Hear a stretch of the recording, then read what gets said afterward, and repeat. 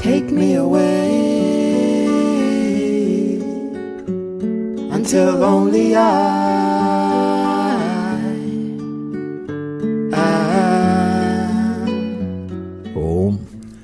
and Namaste. Welcome everyone to satsang today. And I'm actually very happy that so many people felt to come today. What triggered today's satsang was a few days ago you were talking, and I had mentioned the effectiveness, the potency, the directness, the immediacy of self-inquiry as perhaps the most direct and the most effective tool to the recognition of the self, of what we are. Now, and I'd said that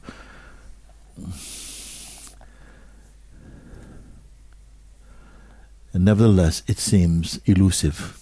It seems difficult to understand. It seemed difficult to understand, and even the days of Sri Ramana Maharshi, when he was present with us on this planet, even a greater teacher as he was and is, even his own disciples found it difficult to grasp the directness and the simplicity and the power of self-inquiry.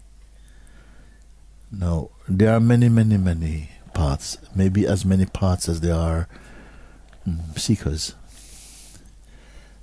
into the realization of the truth. Why I say this is because in each one, even if 1,000 people are practicing through the method of inquiry or any other path, it will still be uniquely experienced through the instrument of each body. I don't want to bring too much of that because I don't think it is so significant. I have tried somehow to present the inquiry in the most simple way, because in fact it is simple. And the truth, what we are, this is not a teaching. What you are is not a teaching. What we are is not something we are going to create or develop. You see, teachings and methods may develop, but what you are cannot develop. That is one of the fundamental pointers, that what you are is not an evolutionary outcome, that it is timelessly, eternally perfect. This is not belief. And by the time we will spend some time together today, I hope most, if not all of you, come to understand this, or have at least a better understanding of what this self-inquiry is. You see? I put it like the inquiry is like a mirror. Just like you look in a mirror and immediately you see your face, a reflection of your face. The inquiry is a bit like that. It is like somehow looking into the mirror of introspection and seeing a reflection of your pure being. You're not the one in the mirror, but the mirror enables you to both see, although it seems that your seeing is phenomenal, but at the same time it's experienced here. Just like I see my hand there, but where I perceive it is here in me. Everything is inside of us. Now, the human beings, we want to know many things in the life, but ourselves we don't know. Why? Because we take for granted ourselves, that I am me, and what is that? Well, of course, it's me. Yeah, me. So okay, but this is your body. Your body. Is your body saying, I am me? Or is there something else or more inside the body that's saying, I am me. And this which was saying, I am me, what is that? You see? Now, of course, because we are so unused to, we're not accustomed to asking this kind of question. Because no one in our life asks us this kind of question. Your parents don't ask you. Our friends don't ask. In no institution is asked, including religious institution. Nobody asks you, who are you? So of course it feels deeply, it's I call it the main assumption. We just assume that it is our body, I am my body, and my beliefs and the conditioning that arose in my body amounts to what I am. But this has not proven to be enough, because with this belief, we still struggle to be happy. We still struggle to be to understand who we are, what our purpose is, or whether we do have a purpose or something like this, and what brought us here. Where did we come from? Where are we going? Is there a going place after you finish this story in this body? Do you move on to something else? Because the body will fall. Then is that it? Is that all there is to us? So these are ancient questions people have been asking like that. And we have many theories, we have many ideas about life, but few know. Many beliefs, many doctrines, but few sort of know inside the heart. You see. So in spite of so much study, so much effort, so much literature, so much philosophy, so much religion, human beings still are at a loss as to who we fundamentally are. And it is not a knowledge that you're going to have in your head. Whatever we have in our head does not stay. Amnesia will take it away. Something will take it away. Is there something that cannot be taken away? That will not, even the body may get sick. Mind also can get sick. Is there something that cannot get sick? Body can die. Mind can become deluded and despondent and in full despair, and we can go crazy. Is there something that is not touched by any of these things? So I felt it was a good subject, again, to start in as simple a way as I could to try and look a bit into this subject and to ask you to participate with me in this exploration, not lecture, and to look together to see what we can discover together, like that, today. Yeah, because for some years now I've been talking on this subject. It's the only subject I talk about.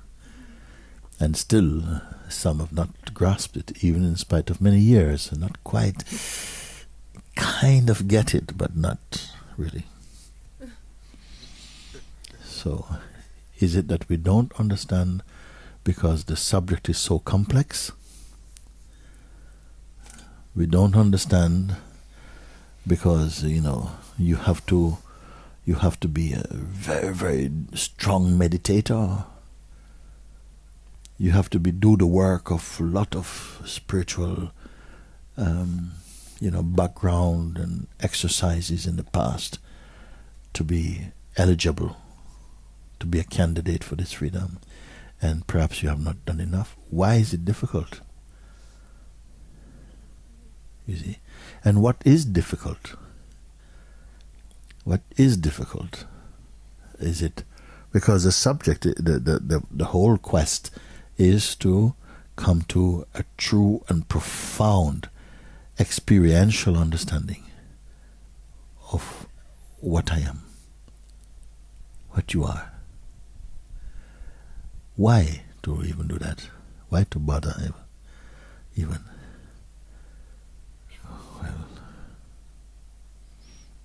Well, until we do know, until we do know in the heart, we continue to be restless and dissatisfied, happy only momentarily, mostly pursuing one thing after another, imagining that something will fulfill us, and find after a short time it does not. You see. So I feel it is a very crucial subject for exploring. It's the most important subject, I feel, in the human kingdom. But of course many may disagree. Some people may not even have any the slightest interest in this at this moment. But at some point life will compel you to look beneath the surface, to find out, to get more out of this existence than merely material comforts and human company and so on. There must be something much more profound than this. So, where do we start now? I told you that I did not do any preparation at all for this. As many of you will know, that is very much my style. I can't prepare and I didn't prepare, so things it's fresh. We have to be fresh, you see. Because if I prepare something, you may learn something. I've not been able to do this. Even from my days of teaching at college, I was not able to prepare one class. So obviously I chose subjects that were not too mental. Like art was my subject, which was more intuitive and more kind of. But still, even with the intuitive arts, you need to do some preparation. And I got away with it for a little bit. And then after a certain point, the requirements were so demanding that I had to drop the whole thing.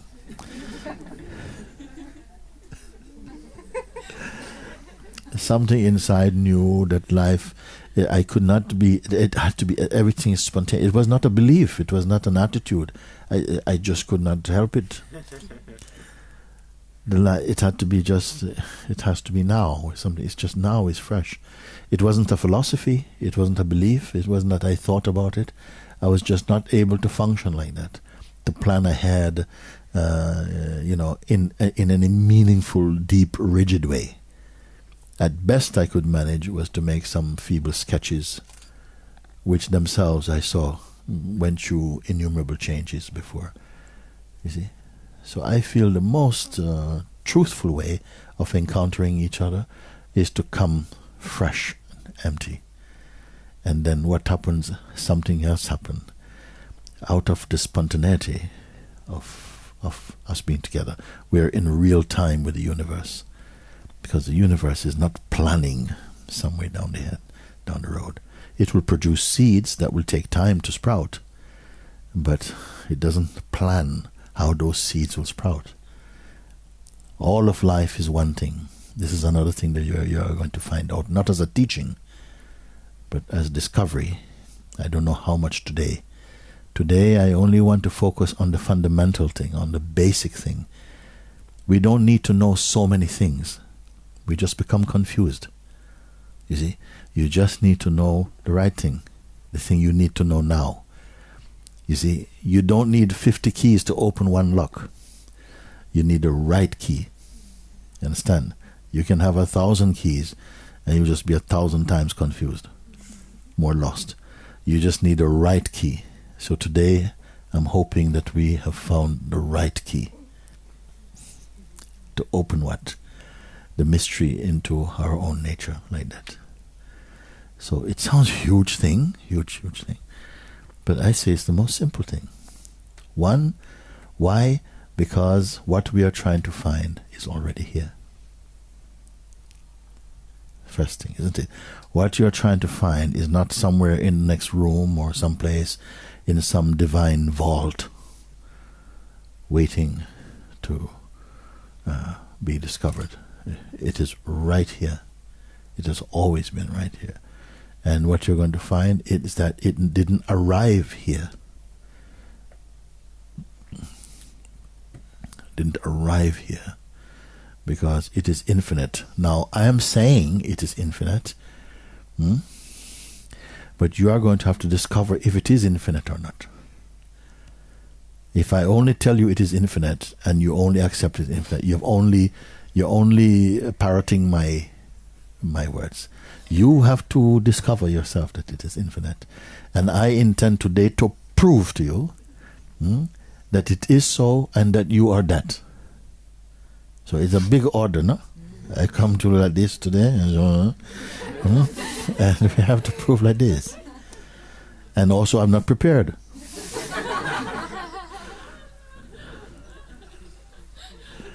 So let's see how it goes now, okay?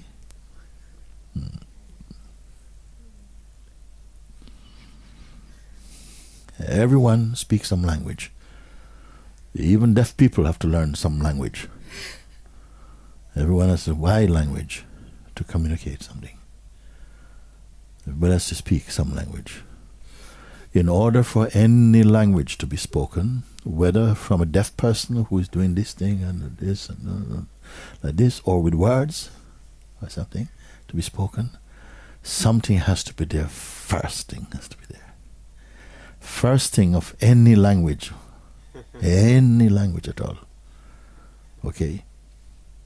First thing that has to be there is the sense I has to be there. You must have first a sense that you exist, the one who wishes to communicate something. Only when the first arising, the sense I, or the intuition, the feeling, the sense I am, the knowledge I am, means I exist. Only after I exist is formed can the sense you come. I must arise before you. You cannot arise before I. We're going to show you. I must be there because the sense you takes its meaning from I. I see you. I cannot refer to you without having a sense of me or I. This is a fundamental thing. Okay? You can try it. Try and speak without you. Without the sense, yes, what I want to do is what I am trying to tell you, what I believe, what I went, what I think. I is the subject behind almost everything you say or think. Not only say, but think. I am not feeling well today. I am not able to come. I think I've understood this more closely than I must be there. You see? Take any language. Find a dictionary for this language. Thousands of words are there. But no one is more important than I. None of them have any meaning without I. At least a sense. Who is speaking? Who is understanding? Again, it is myself. I. So that is the most important principle of language, of the sense of self-awareness, even if no one else in the world exists but you. You'll be aware of yourself. You'll be aware of the feeling, I exist, I am. Even without the words, you would know you exist. This knowing that you exist is the feeling I am inside the body. Where did you get this feeling I am from? Was it from your parents? Where did it come from? Your name you received from your parents. But no parent has ever christened their child I am. Or I. Nobody. Okay? Let's call this baby George. Let's call this baby Susan. For a while they're calling, hello Susan, hello Susan, hello Georgie, hello Georgie. This thing doesn't know I am George. Just looking. It responds to feeling of warmth, of love, of milk. It doesn't know it's called milk. It doesn't know this is mother. It doesn't know this is father. It doesn't know anything at all. But it is somehow naturally self-aware. soon the sense begins to, the consciousness is developing. And the first development, it becomes aware of itself in the form I am. It doesn't say it. You see, the I am is there before the words I am come. The I am is there as an awareness of yourself, the sense I am. That is the first knowledge. That is the first knowledge. You see. As I said before, if nobody else on the planet was here, you will still know you are. You will still have the feeling, well, I'm here. If you woke up one day and there's no one, the whole planet has disappeared, at least the people, you will say, where did they go? You didn't say, where did I go? You will know, I am. This I is there. It witnessed the absence or the presence of others. The I must be there. Okay? I'm keeping repeating this I because it is the fundamental precept, the fundamental, the essence of language itself is I. It's the one who speaks, the one who listens, the one who lives, the one who thinks I die, I go, I come, I sleep, I'm awake, I. I see you, I see your sister, I see my mother, I see I is there. So, as soon as the I arises, first the form is there, the consciousness, which is the knowing capacity, has to develop sufficiently to be aware of itself in the form I am. Just I am. When it believes this I am, it needs a body also to feel I am. It needs a body to feel I am. As soon as the body comes and the feeling I am, this body come. The feeling I am, this body come. Second one. Once it knows I am this body, other knowledge can start to come on top. That is the root knowledge. Other knowledge, this is my mother, this is my father. You see, otherwise the father has no meaning. The parents give birth to the child, but the child gives birth to the parents also, because until the child is born, you are not a father and you are not a mother. When the child comes, then the mother comes, then the father comes. You see? So this sense I is fundamental. One I in each form, the sense I am must arise. The sense I, if you cannot speak, the sense I am, meaning self-awareness must be there.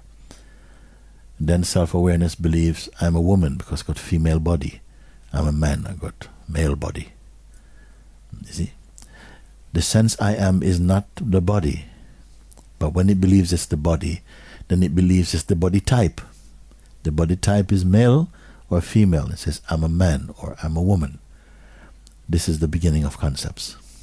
Why? Because the I am is not the body. The I am, you may say, is a kind of intuitive knowingness. You may call spirit. You may call the sense of being. It is not an object. It is a sense. It is actually consciousness that is speaking like this. So this is the first thing. You cannot say, I am not. Because to say, I am not, you must be there to say, I am not. Okay? So, we will come to a bit more about these things. Now, if the sense I am is not the body, and if it is not the body, and it is not other thoughts that come like, I'm a girl, and girls wear pink, and boys wear blue, and then I go to school, my mother is this, my parents are Christians, my mother is Christian, my father is Hindu, don't know what that is, whatever like this. You see, this is the building of concepts. And with the building of ideas or concepts, then I am, which is none of them, embrace the concepts. And an identity is formed out of this. And every identity is unique. Every identity is unique. Every circumstance is unique. In the same way you go to bed and you dream, a very unique dream, that even someone you love, your twin or your beloved is next to you, they can't share the same dream with you. Your dream is unique. In the same way, your perception of the waking life is unique. In the sense of how things feel for you, how they taste for you, what you think they are. Some days you like something, sometimes you don't like the same thing. Like that. Nobody can control it. You say, somebody come to you and they say, okay, what temperature do you, suppose you have someone, a good servant, and they say, what temperature do you like your bath to be?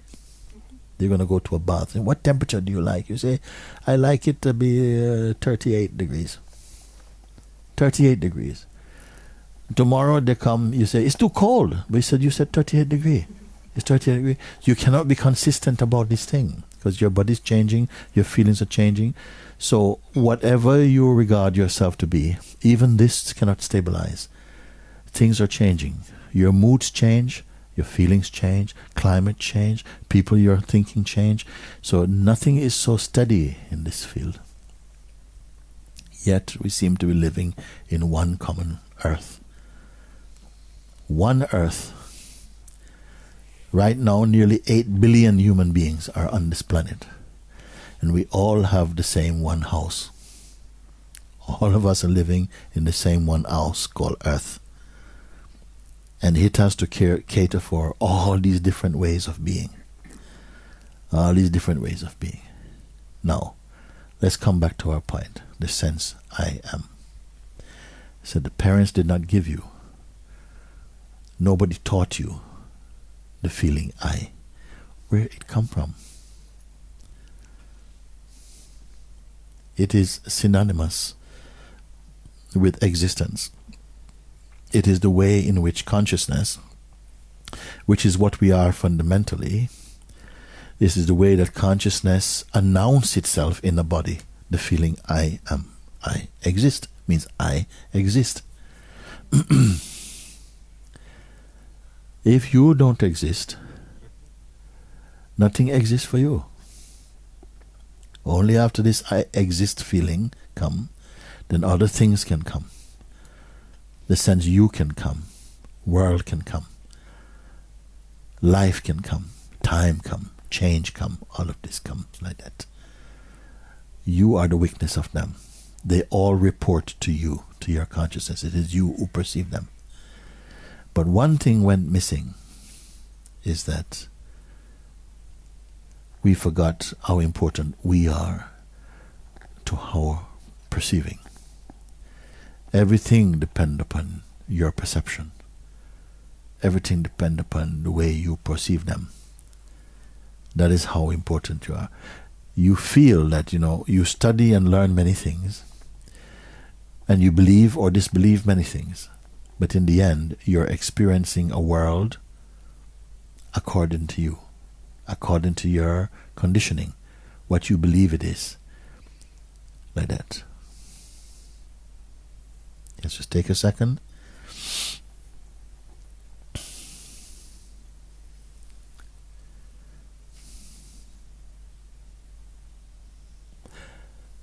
We say I.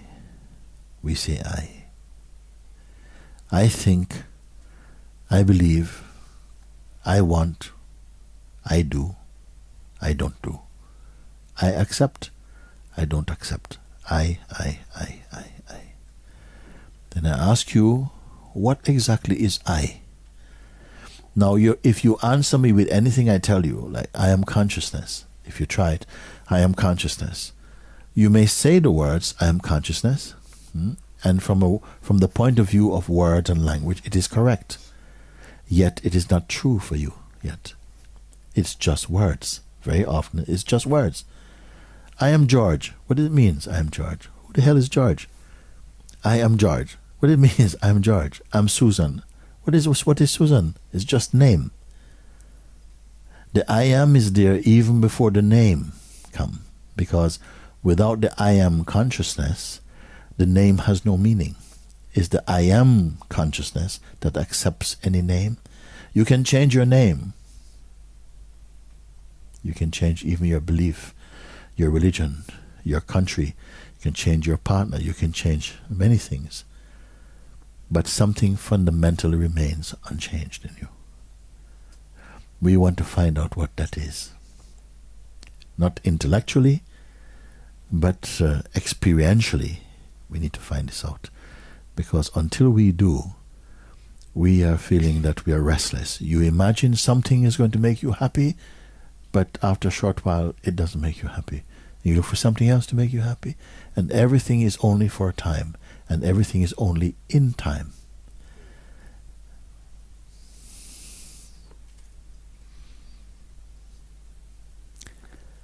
I can say in a way that we are three-aspected. The physical aspect of ourself is this body. The body was born in time, lives in time, and departs in time. That aspect of ourself, you may say like this, as a birth, as a life, as death. You may say this thing. Mind also. The sense of mind, there's no thing such as just mind. Mind is only a relationship of yourself, which is consciousness or the beingness, with thought, together, or identity. That is also in time. That is also belonging to time, and that is also not stable. It is always changing.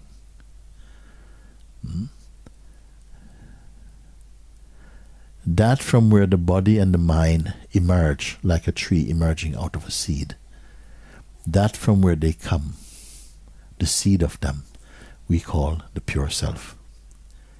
This is the goal or the aim of all spiritual seeking, to find where you come from, your source. Most seeds, as soon as they germinate, the seed is finished. It starts to become something else. The difference with the self is that when it germinates into a living being, it does not change. It remains the source. You see.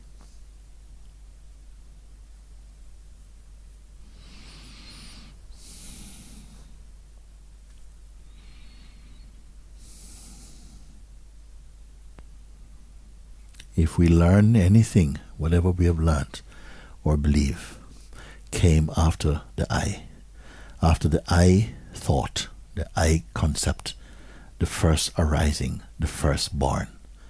It is referred to as consciousness, or the dynamic consciousness, the creative consciousness. That creative consciousness comes out of a deeper consciousness, which does not do anything. It simply is. It just is. It's not a doer. It simply is.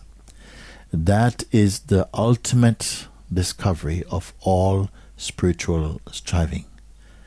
Is to discover the what is, that you may call the absolute, the ultimate principle, the supreme being, God, you can call like that. And what is our relation with this God? Are we only the creation of this high God? Do we have more of a status within this God? Are we simply a part of the God? Are we one with the God? Are we as great as the God? We have to find it out. Today, how are we going to do it now?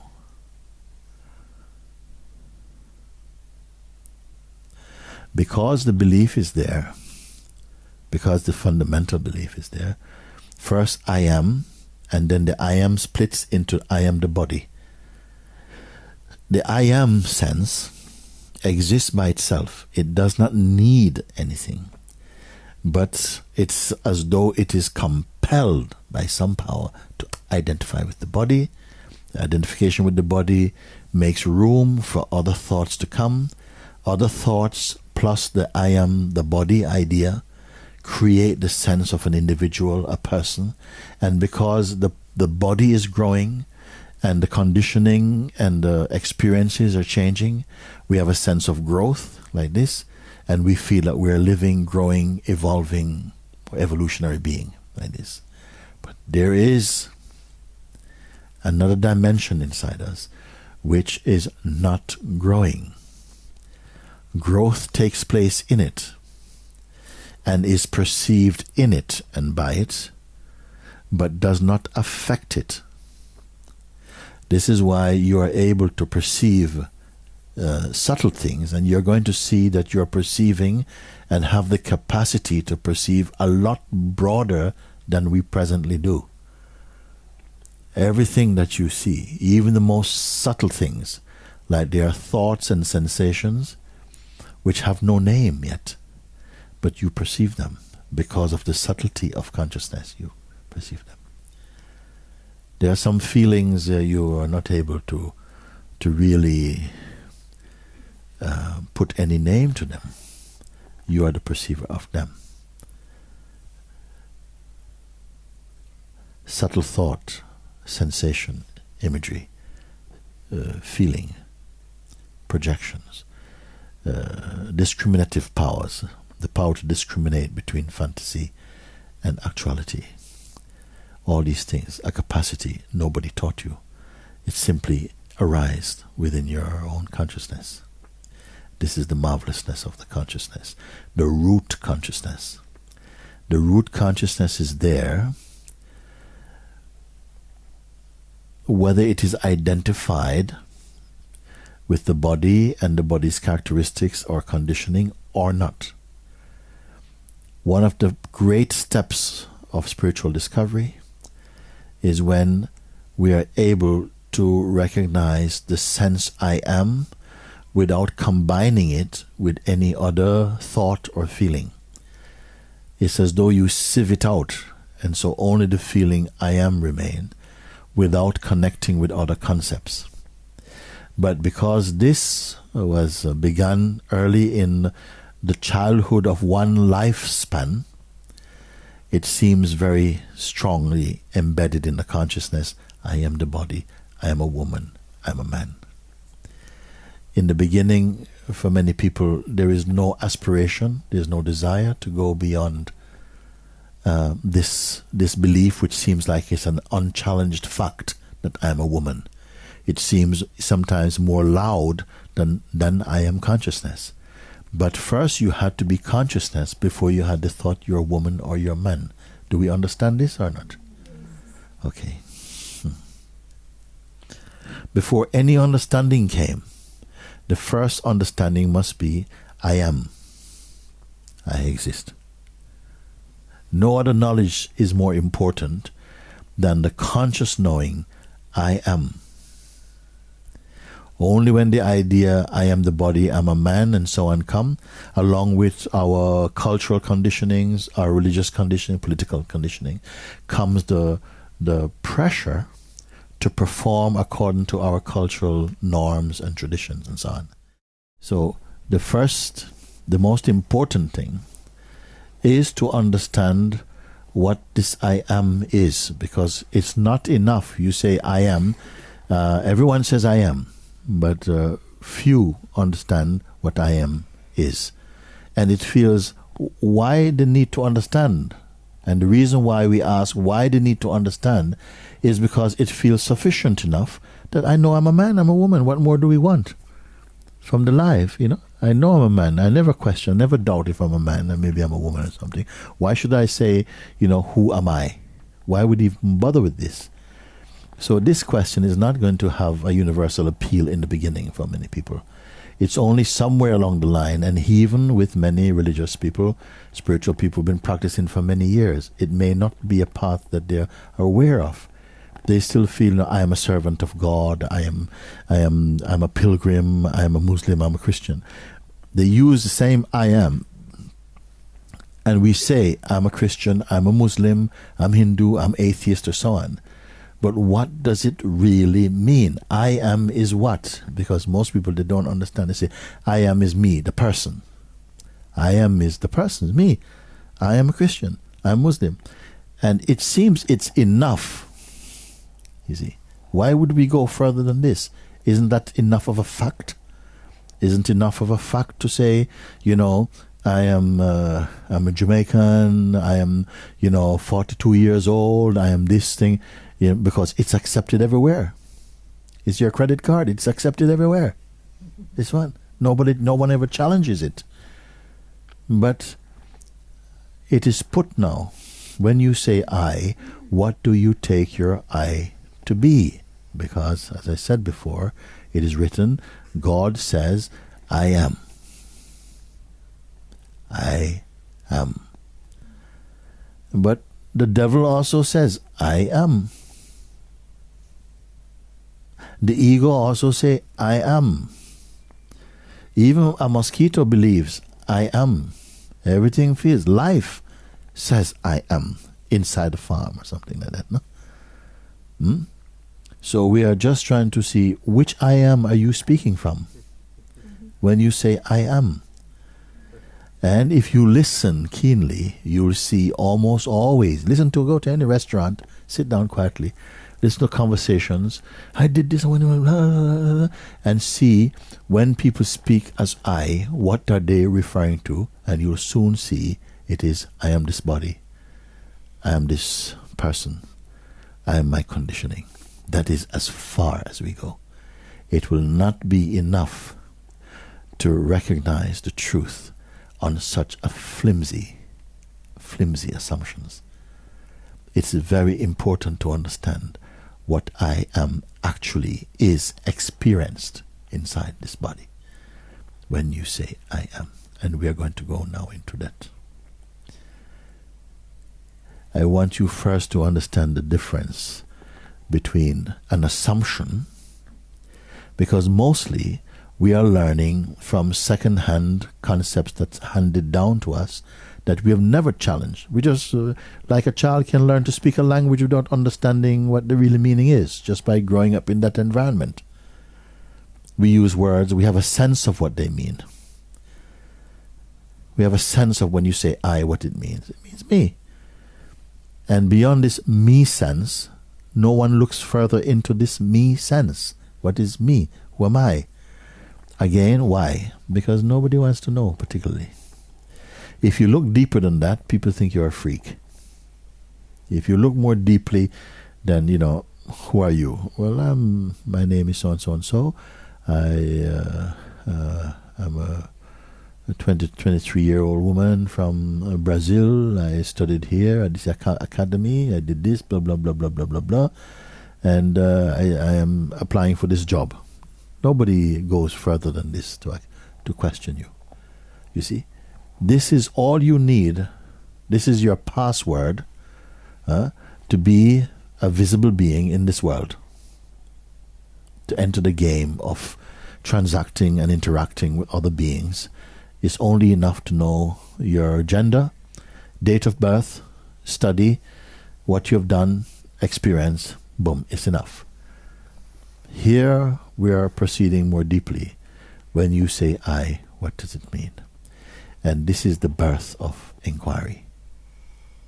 The inquiry looks at when we all say I, what is the implication of I? It is not merely a mental study or a mental exploration or psychological or intellectual. It is a research, an exploration into the living truth of what we are. You see? Now, I'll start with a simple exercise.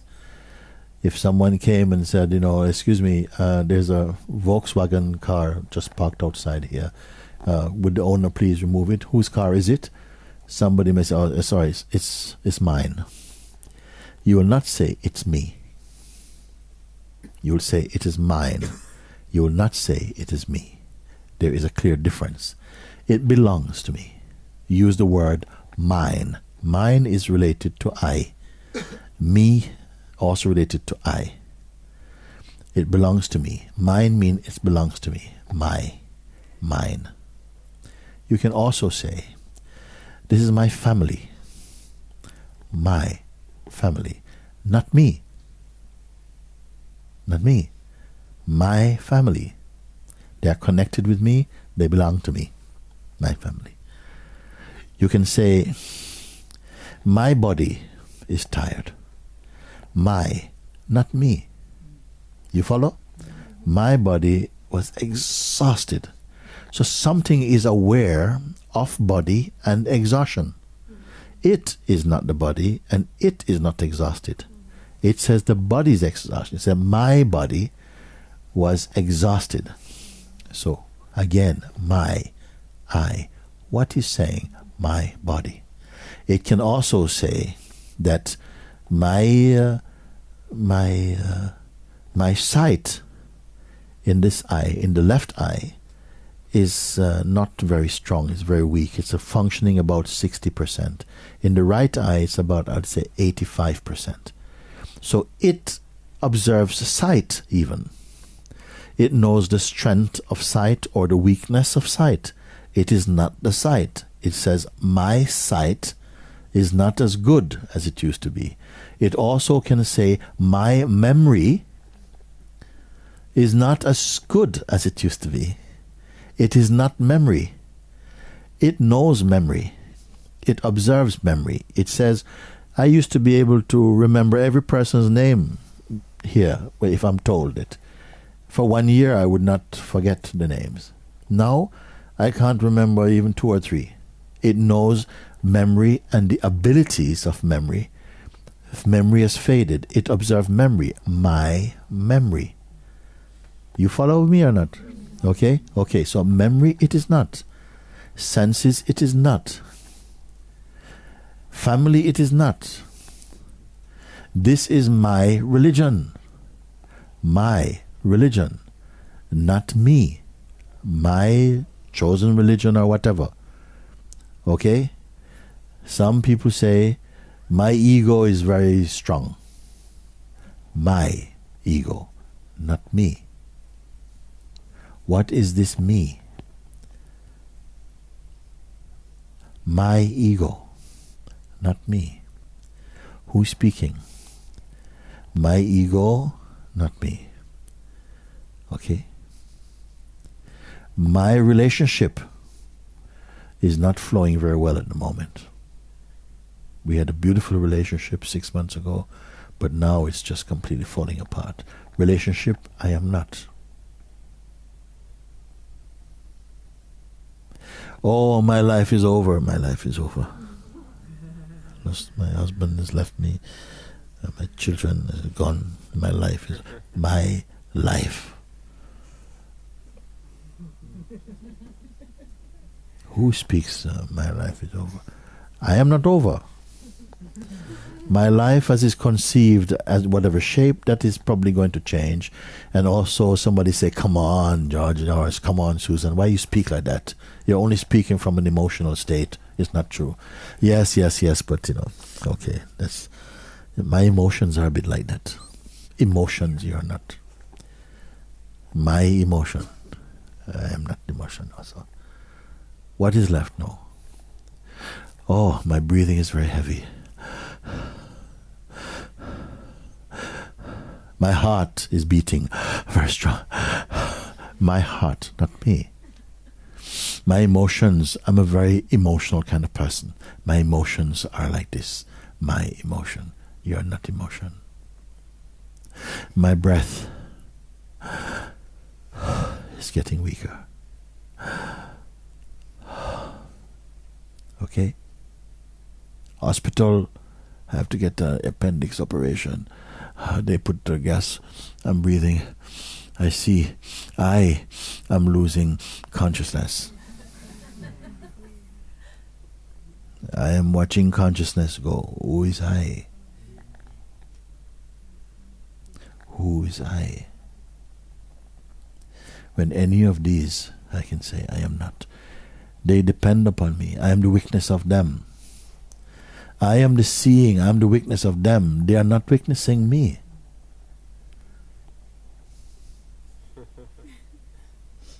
I am looking at my hand. My hand is not looking at me.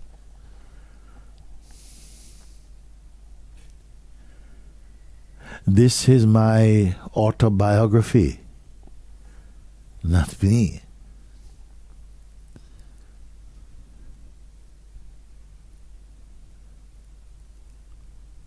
So, we go through everything, not merely the body, not the vital force, not the breathing, not the senses, not intellect, not memory.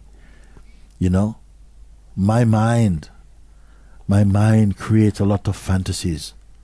Fantasy, create, mind, no me. Who is me? So for a moment, leaving all these that you say belong as mine. My house burnt down. No more. Am I burnt down?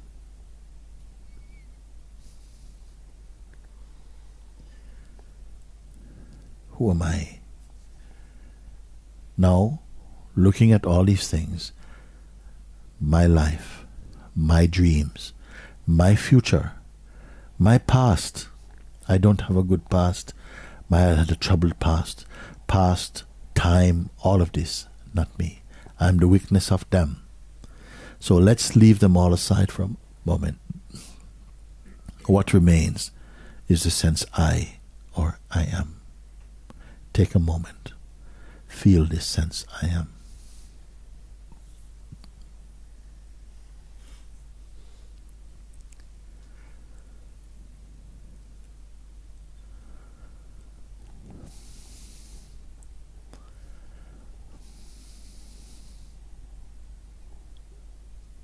Does it have gender? Does it have past? Does past stick to it? When it says, oh, the past is gone. Oh, I don't have any future now, my future is gone. Whenever we speak, emotions, relations, philosophy, memory, intellect, breath, heartbeat, all these you perceive. You who are perceiving all of these, what are you made of? You're not your body. Some people born boy got converted into girl later also. Some feel that they are different orientations. They perceive that. You're not that. Who are you here? Don't imagine, no. You already said imagination, you're not. That which is aware of imagination or actuality. What actually are you?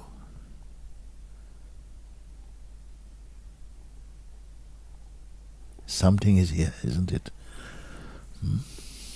Something is here, but it's a kind of something nothing. Does anybody feel somehow disturbed by this looking? Yes. Pass this microphone for me. Behind.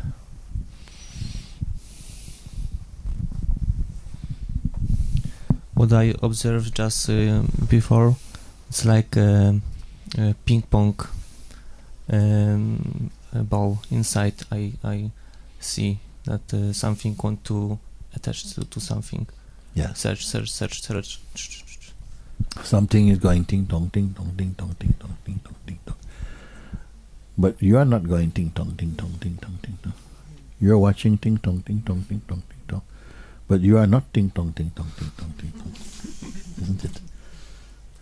Put anything there, let anything come, and you'll see that it is only a movement inside your mind or consciousness. It's only a movement. What makes a difference is how significant you take that movement to be. If you say, wow, man, this is, oh no, then you see right there, what we are doing is creating a relationship with that and personalizing it. When you personalize something, it seems to bring it much more intimately. It seems to make it more true for you. It's not necessary to personalize. You can perceive, and in fact, the truest perception is non-personal or impersonal, because you simply are aware.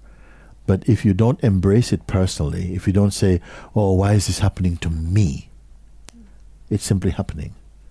And emotions are involved in it, but You stay as the I that witnesses all of this. What is happening to the witness? The habit is to say something is happening to me. Or, oh, this is too much for me, I can't take any more of this. Who is speaking? Who is speaking when this thing happened? Somebody is come and says, call you again and say, listen, you thought you had just cleared up all your bills, and they call you again and say, listen, I'm sorry, but we can't accept this last check. And you say, I've just had enough, I can't cope with all of this. Okay. Now we can say that and it means nothing. It's just letting off some steam. You know, I've just had enough of this. Okay? Good. Okay. Okay. So what you going to do now? Jump off a bridge? No, I just have to say that. Okay? But another one, I've had enough. Okay? So it just depends on the strength of how deeply it is believed. Because when it is believed, it creates a sense of a me and makes this me feel really real, like that. Simply, even that state, even if it's a very, very emotional state, very strong state, it is also observed. Now there's a strong feeling here. Now the feeling is getting weaker. Just like you feel a toothache is coming, and it gets very strong. Then you take some aspirins, and then it goes. All the while you know, I am not that toothache, even though it is strong. Then it goes, it's gone. It's not you. If it was you, when it was gone, you would be gone. But you witness the coming, the strength of it, the weakness of it, the disappearance of it. And everything is like that. Who is I? Again we come back to I. Now look again. What is I? Now, because of habit, we are accustomed to feeling I is me, person. Again, you go back to the old formula. I am this person, I'm the daughter of so and so and so. And who do you think? You're only my cousin, you're not my sister. You're all of these concepts. But deeply believed in, they are lived as though they are truths. And for many people, they don't care whether it's true or not. They live in the feeling of it. The feeling is enough. But those who are searching for what is true, I have given you a simple exercise. If you are the witness of all of this, of your breath, of your form, gender, your height, your weight, your belief, your education, your preferences, your family, your thoughts, your attachments, your projections, and see, but all of these are interchangeable.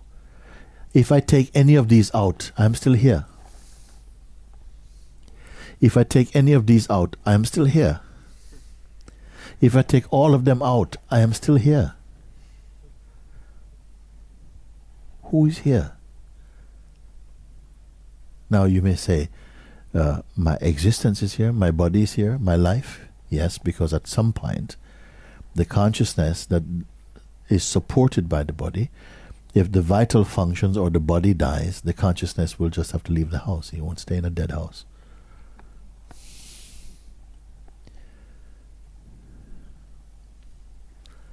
I just want to come to this point. Are you having a sense now that you are not merely the object of the body? Does anybody have any query about this one? Okay, over there, what you want to say. And be quick with this. Yeah. Just pass it on.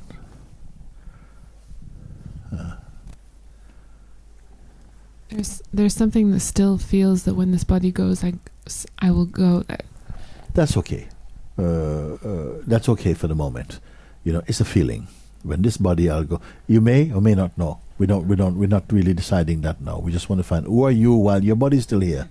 Yeah, something's stuck on this after the body goes. Yes, because that is to do with some kind of fear. You see, when the body goes, what will be left or whatever. But let's find out who you are while the body is here. Okay? Then we'll see if we can find out who you are when the body's not here. So now you're here when the body is still warm, so we can carry out this type of exercise and find out. Let's see what you actually can experience. Not just believe now. It's not enough that you simply believe or accept, but what are you seeing? What are you experiencing inside? You see? You say, and we talked about it, you can perceive the functions of the senses, the mind, the body, the vital force, all of these things.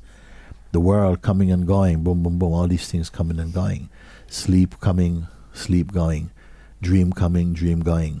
Waking state coming, waking state going. Who are you? You see? And I don't want just a mental answer. Oh, yes, I am the consciousness. Because it's just word. It has to be somehow informed by actual seeing. When something really has been understood. There's a difference between an intellectual understanding and really understanding opening up, flowering inside you. So we have come again to this place. I see all of this. Who am I? Who are you? Please now take a look. Don't imagine.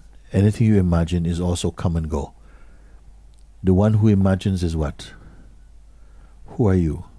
Who perceive imagination? Feel. What is actually here? Are you something tangible? Are you this body? Is it clear for anybody?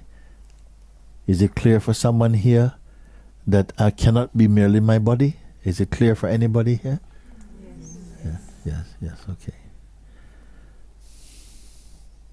If I am not the body, then what can I be? Look, don't just go into the mind and start to speculate now. Don't want speculation. It's enough what we have looked and how we have looked so far. It's enough to give you a next step, Then what really is here if I'm not the body only? Maybe the body allows me to make this inquiry, allows me to talk about it. I need a mouth to talk about it. Okay? But what really am I? Look. Do I have a form? Am I particularly a woman or particularly a man? Is this fundamental to me? Me is what? Who am I? Something tangible or intangible. And don't imagine. Simply look. Feel.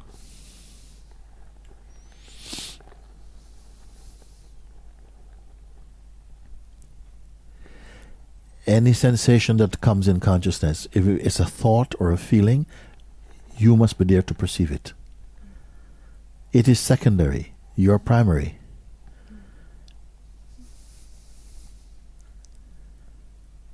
Thoughts come, feelings go. Notice often we're reporting about a thought. Yes, this thought is getting more loud. This thought is so strong, Mooji. This thought is really about the past. Why are you talking? Because you're getting involved in it. It's just floating by. You're aware of that. But rather than looking at what is being viewed in front, try and keep your attention on who you are, who is perceiving it. Who or what are you that is perceiving it? Do you have a size? Can I ask you now? Do you have a particular size or a particular shape?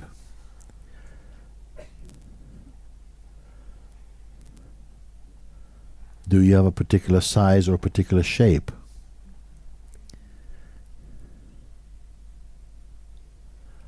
What are you? Are you an object? Are you an object? I want to see some of the new faces. Are you an object? Can you see? You cannot. Objects you can perceive. But can you be perceived? Objects you can perceive. And by objects I don't mean just a table and a light. I'm talking about object in terms of thought and feelings also. They have some sense of tangibility about them. You can see whether they are bitter or sweet. This is what I call object. You see, are you yourself an object?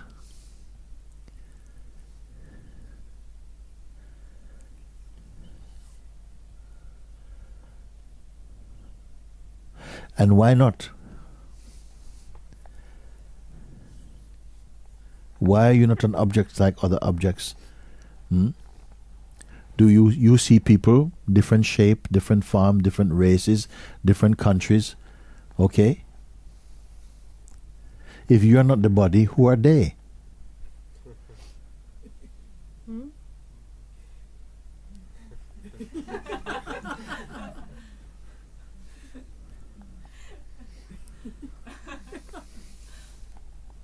Take it in, look.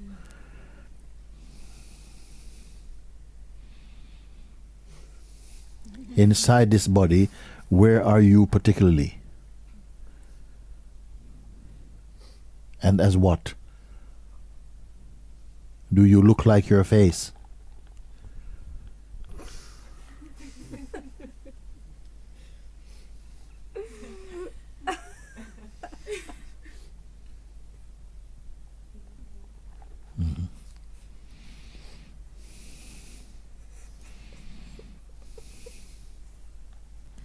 I don't feel I'm a body. I can see beyond that and this presence, but still there is some feeling that it needs to be protected, and in order of that I have to stop for a separate second. myself. In order, if you are not the body, what needs protecting?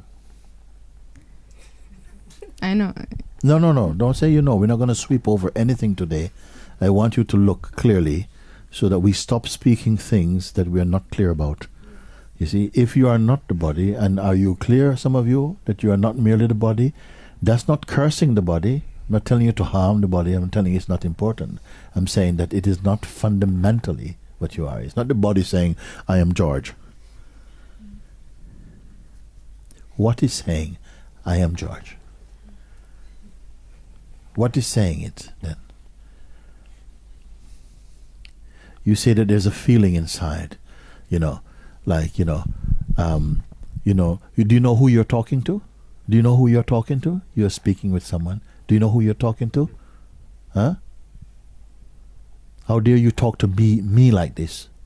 So who are you exactly? Who is speaking this? I know it's just some identification that is still there, and I try to identify what is identified with.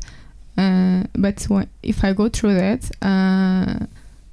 it's too much understanding. I'm not going to really grasp what is, and ultimately I go to this one which is but you're just not speaking still using the word I. Do you have a license to use this I? You're using it very freely. But I try to look at who is the one who's doing that, but what I find this too difficult. I again. I have to try to catch every one of this I that you're speaking. I try to see who is actually doing these things, but I just find it is too complicated for me. You being what? Who is speaking? Listen, first of all, I'm not leading you towards any state of confusion. Mm-hmm. I'm only showing you how confused you are anyway. And then to bring you back to a place of real sanity. The only reason why you are not aware that you are mad is because everybody else is mad. Because we don't know who we are, but it's just like a whole village that's mad elects a mayor and a psychoanalyst out of one of the mad people. I'm just saying like this. I'm making a little bit of joke about it because we're getting too serious, maybe, I don't know. But a little bit, we don't question this because you might feel we're getting more confused. The fact is that we are confused, but it's just that we're happily confused for a long time. Because when everybody is confused, we can just hide. We can just keep making out that we are together, we're really together, So at least sometimes coming into a state of confusion is part of growing out of confusion. Just to show that the ground that we have been standing on is not quite a ground. We are going to pass this to show you your true ground. And no one can make you ungrounded when you see the true ground. Yes. This ground appears as it's falling away. When after a while, I'm being out of this context and this environment that is constantly pointing to what am I really. Because there is still something not grounded or still interested, even though I cannot exactly identify with what's that. But well, okay, let's before we go too far, because if you go too far, you're going further into confusion. Anyway, I'm here now. Yeah, but you are aware that something, when you are not here sufficiently in a physical way, that there's something that comes back that feels a bit ungrounded, and a kind of ungroundedness and so on. And then that is believed, you see. Now, this ungroundedness that you may feel, there's an awareness of this ungroundedness. What happens is that you're too much believing in what you see. Wait, you are believing too much in what you see, and you are interpreting with the old mind, with the old regime of thinking. So a feeling is there like, oh, I don't feel grounded, and it's believed. But I don't feel grounded is only a thought, being perceived. That which is perceiving the ungroundedness thought, is that ungrounded? Does it need to be grounded? You must experience your discovery and affirm it. I'm going to show you no thought can destabilize you. No thought, no concept can destabilize you except if you believe in it. Because you are there before any concept came. Concepts came subsequent to you. You are not a concept. You are the witness of them. So if you feel that this thought just confused me, that is also a thought believed in. It is the believing in and the identifying with it that gives it that potency.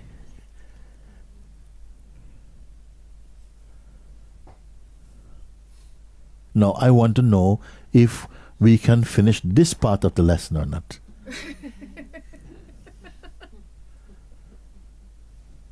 Otherwise I don't proceed.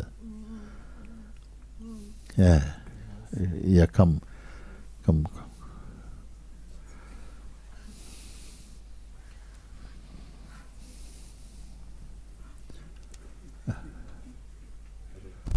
Hello. Yeah. It seems that the sense of I am, either in feeling or in any other way, seems very weak. So there is still a sense to it, but it seems a weak sense of I am. Who or what weakness is the weakness of I am? Yes.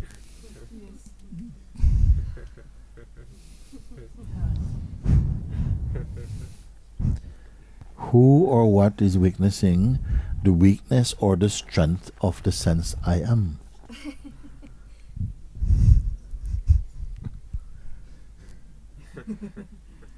That seems also weak. Who Whatever witnesses that is also weak? Who is the weakness? What is witnessing that even that is weak?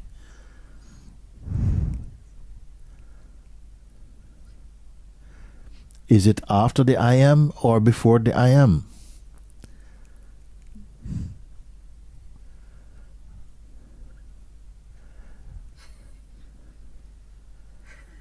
Is it looking back at the I am to say, you're a bit weak over there? No? Or is the I am in front of it and it's saying the I am itself is weak?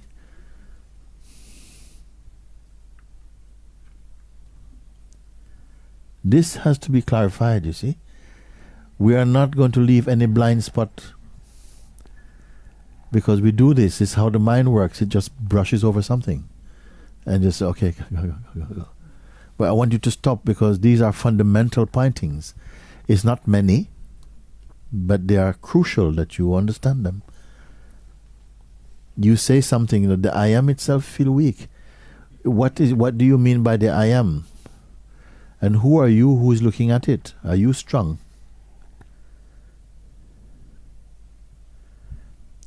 And the I am itself, does it have any quality to be seen to be weak or strong? In order for something to be weak or strong, it must be measured against something else. What will say in what way can the sense I am be weak? You mean it is weak by the sense of perception, that you're not perceiving it clearly enough, so it seems weak, or that within itself it has no muscle, it's just a kind of I am, or what? But it means it is weak. The perception of it seems weak. Perception is seems weak. And the perceiver is what strength? The perceiver of the perception. That which is aware that even the perceiving is weak. Come, you have to do this, or I close up the evening and we gotta go and watch some TV. I want to know from you, who is, what is there to say that it is weak? In what way is it weak? What is I am? You make sure that the I am is the I am itself, not something maybe being created or imagined. It's just something that has the idea it has to be strong. So there's an idea that the I am should be strong. Okay? There's an idea that the I am should be strong. Whose idea is it? For me, it's more like the presence of I am should be a strong presence. Okay, I see. Okay, this I understand what you mean. The sense I am should feel more strong in the body. At present, what feels more strong than I am in the body?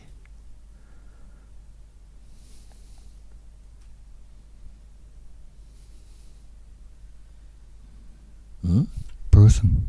The person feels. Thank you. The person feels stronger only because the person is more loud. Yeah. The person feels more stronger because the person is more loud.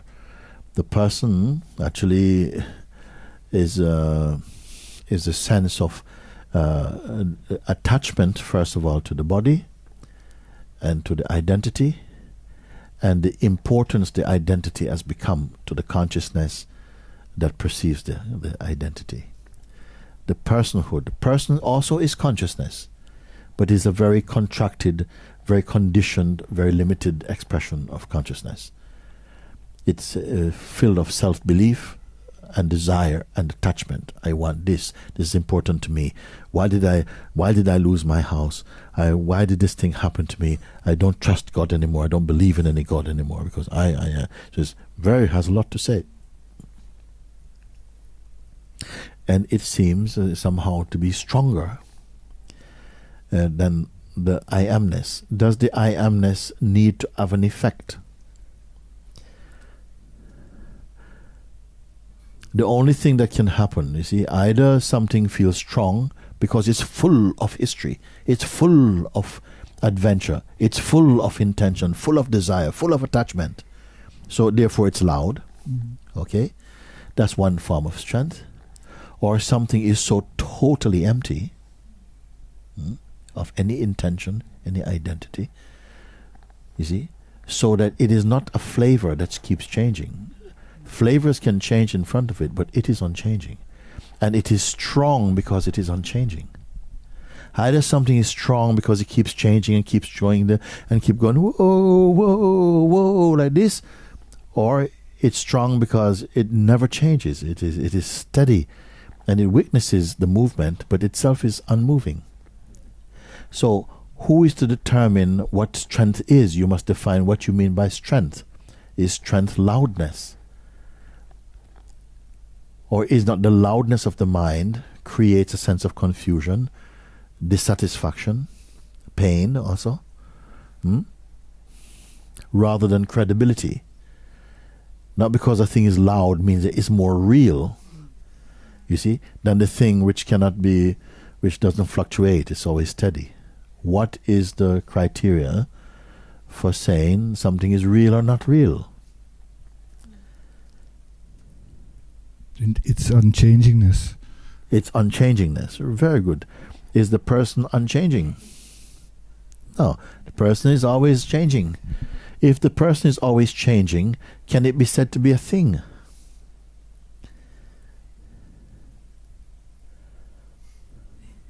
What is the shape of an amoeba?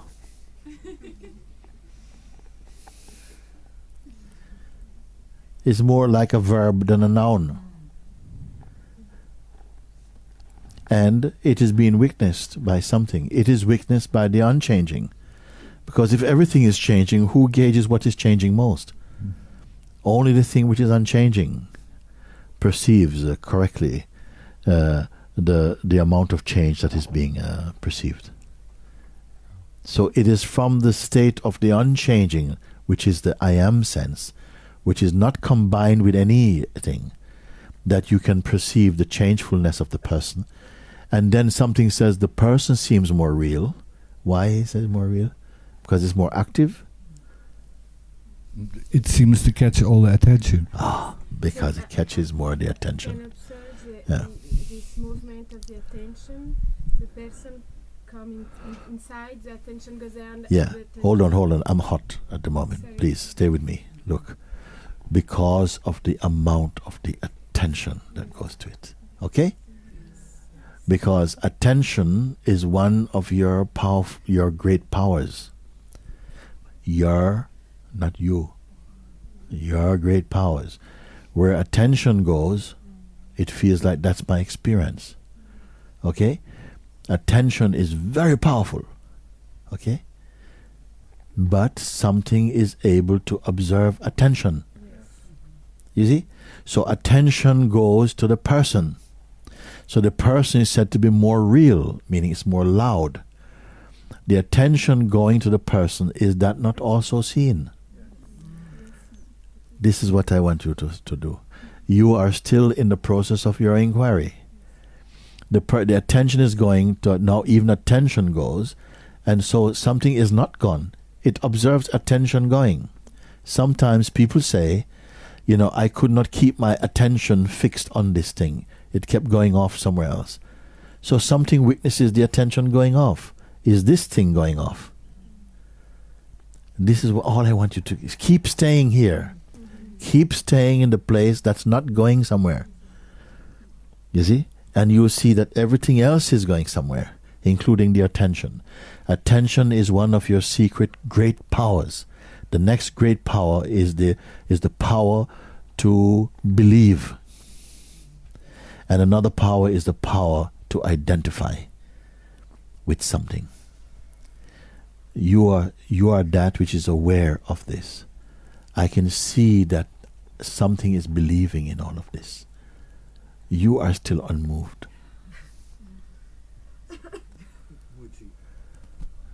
It seems that I am the attention.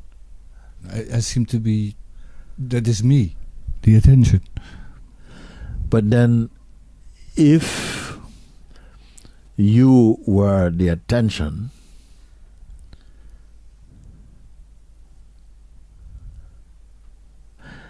and the attention move, who would know the attention move? It seems like that sometimes. Yeah, you need to check it out. It's a seeming, it's not a truth. The attention goes there.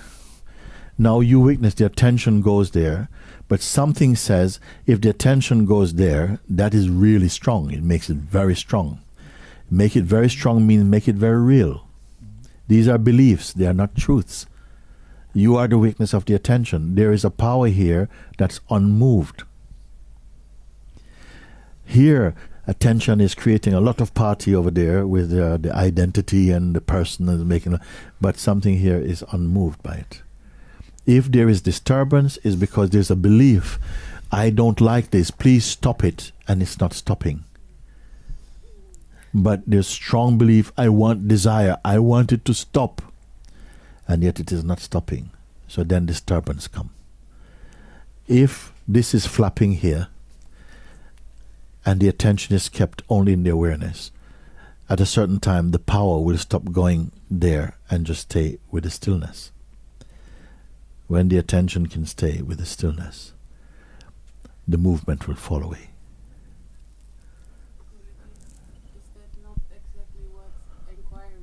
Mm. You don't acquire. You are in it. There comes a time when inquiry has really hit the jackpot, meaning that it is now totally clear. You have used the mirror to see where you are, to see your face. Once you have really seen your face, you don't have to walk around with the mirror in your pocket. You see? You feel like you're moving in all the room. Yeah. Yes. So he says, I feel like I'm moving in all of this room and everything is happening in me. And even the I am presence is coming and going. But the I am presence itself is watching the things going. The sense of being is coming and going. When the sense of being is gone, what remains? When the sense of being is here, what remains? It is not any different. The sense I am is coming and going.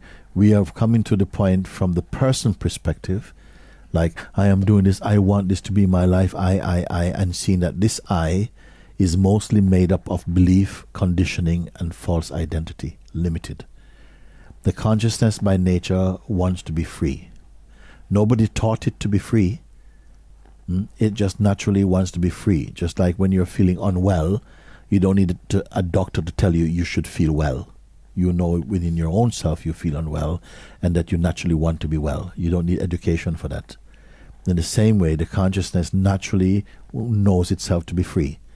When it is bound, it can only be bound because it purchases some idea from the psychological mind that is not really bound. It is just particular. You see? And it likes the particularness of being a person. It likes the sense of privacy. It likes that nobody can know what I'm thinking. It likes the fact that it can achieve and be somebody special by being a person for a while, until it wears out of that. Then it says, no, this game is a bit too weak for me now. I want something more strong. Then it maybe can look. So going back to the attention thing. He said, going back to the attention thing, yeah. That I feel is like I know that I'm lost and I lost the attention inside. Okay, she said, I know that I lost the attention inside. Not at the same time, but just a bit after. Yeah. Not at the same time, but just a bit after. Okay, just a bit after I realized the attention was straying. In the moment that Yeah. you're lost in whatever thing with the persona, Yes, then you realize, oh, I've been identifying. But in that same moment, yes. you didn't have, you were not. Yes, but only after the fact is there the recollection that, oh, I was not being present. I was going off with the attention had gone off somewhere. Does it mean then that you always have to be consciously conscious? You always have to be consciously conscious. Because if you have to be consciously conscious, you'll be tired. Yes. You see? So it must be something more subtle than that. I would say this is okay in the beginning, once we are beginning to look like this, and you see that, wait a minute, I can see that the attention is going off or whatever. But I am asking you to pay attention more to the thing which is not going off. As you start to pay attention to that which is not going off, not coming and going, then you will not lose energy in noticing it. Because it doesn't exhaust energy. It takes a lot of energy to be a person. It takes no energy to be yourself.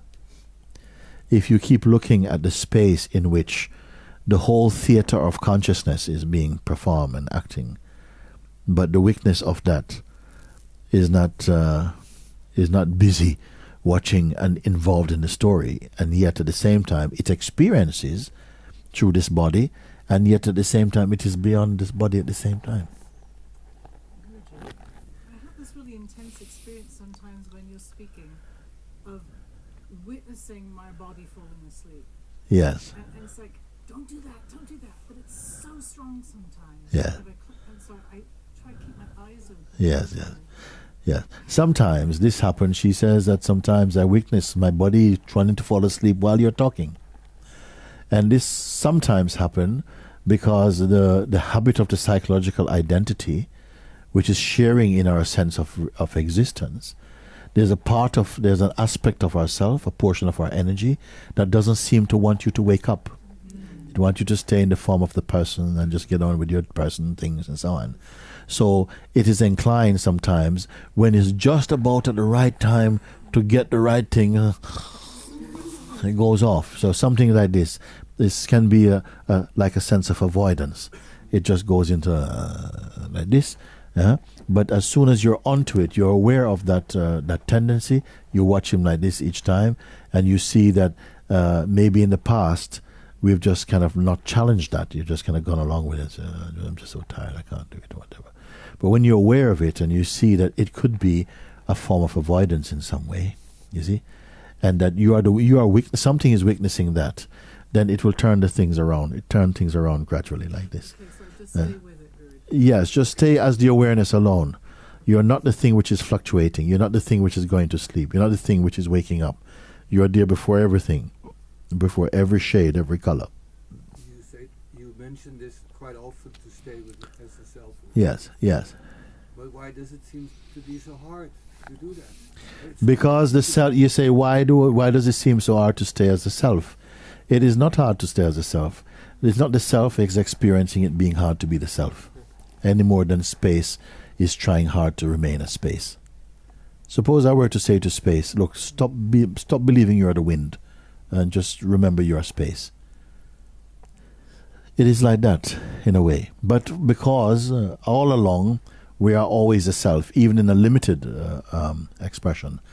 You see, when the self is identified, when the pure self is identified with limitation, you see, its behavior, it comes into a kind of behavior, and this behavior tends to be to disregard or to ignore or to be lazy, or these kind of characteristics can come. But as soon as you are in this kind of environment for a while, things relax a lot more easily. You come to see that I'm naturally in this state without trying. The sense I am, whenever you feel yourself, it is the I am. If you don't add any story into it, you're the I am.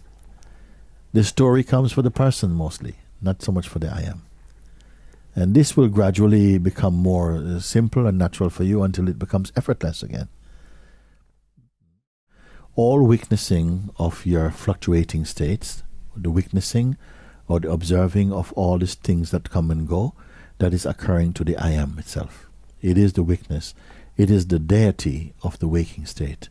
Relative to all else, the position of the unmixed, the unassociated presence, the feeling I am, unmixed, that is the witness that you must first know yourself to be. It is from here that even the subtlest movement of thought and feeling and desire and all of these things are perceived in the I am. You see, in the I am first. When you have come to see that that everything is occurring to this sense of being, when you're aware that you exist, and then that existence is not merely a person, but more the existence of consciousness, inside which even the sense of the person seems to be a creative movement, like a mask inside it, then you're getting established in the sense I am. When you're sufficiently established in the sense I am, it will gradually become clear that even now the sense I am begin to be seen phenomenally. When you're in the position to perceive the sense I am to be phenomenal, you're in the unspeakable. You will not have any questions there. Just a few, just to confirm your state, that's all. But that doesn't mean you kill the I am or something. The sense I am, which is what I may call the dynamic aspect of consciousness, through which we have experiencing, and the sense of even satsang needs this dynamic consciousness in order to inquire and to look and to introspect and transcend. All of that is to do with the dynamic consciousness. Only when you have made full use of the dynamic consciousness to recognize your absoluteness as the unchanging, the absolute unchanging one, then you will say that your questions will be finished, all the questions will be finished. And it doesn't mean that then you're willing to drop the body drops immediately because of that. The body can be there. Even other bodies can come after this, but delusions are over. As you come to see that your consciousness is pure, and it in fact purifies the world. So it's not that you see the world as being, oh, the world is so terrible and now I'm the pure consciousness. Your pure consciousness perceives the whole world as divine. It is a person that sees fault in the world. I might have a misunderstanding. Yeah. I'd like to clarify. Is it the more you put attention to the person, the harder it becomes to be the self? Yes. He says, that the more attention goes to the person, the more you put attention to the person, the harder it is to be the self? Yes.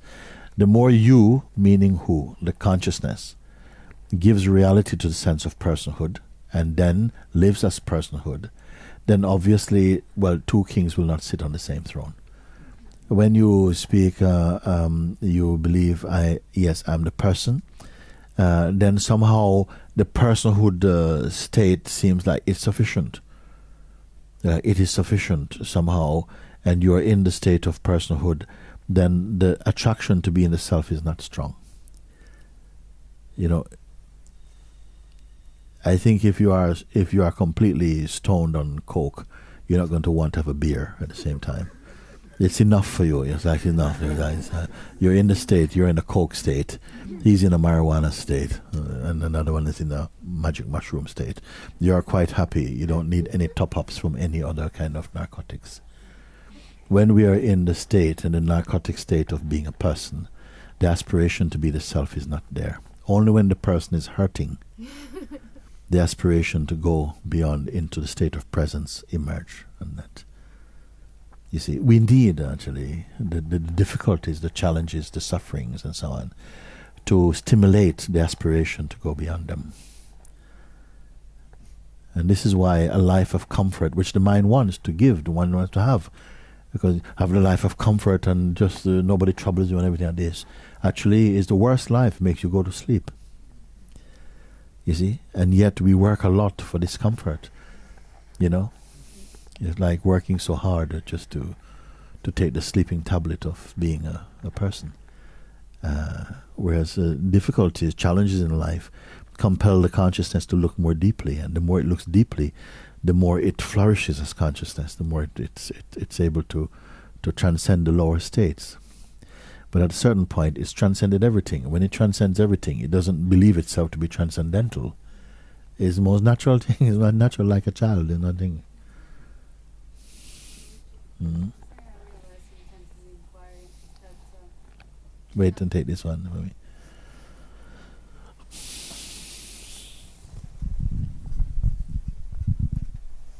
Something I realized during the inquiry is that sometimes there's a voice that, while I'm observing, that says, okay, I'm not this. But sometimes I see that this voice is just not true as well, because it's still like a denial, or it's still in the same bubble. And only then when I see like the whole bubble in front of me, I see this is the whole thing running in front, and I'm here. Yes.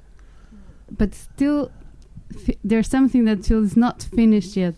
Like I see, I'm here, and this is all running. But I think I understand what you say. Yeah. I think in your case, I think you have an illusion about the loss of finishing. There is still something that's playing there that, if I really finish, then that's really the absolute end of fun, or something like this. Something is still playing as though, like, to finish in that way, it's like, it's like an event. It's like, okay, now the race is finished. Now what am I going to do with my shorts? Or what am I going to do with my thing? There's something that plays in us like that, which is like, it's like, I still love this life, and I still so do I. I mean, it's fine. I mean, the whole of it is divine. But if you love it as a person, you will suffer and perish. But it applies to inquiry as well, because when it goes, oh, I'm not this, okay, I'm here, then, that's it. Say again?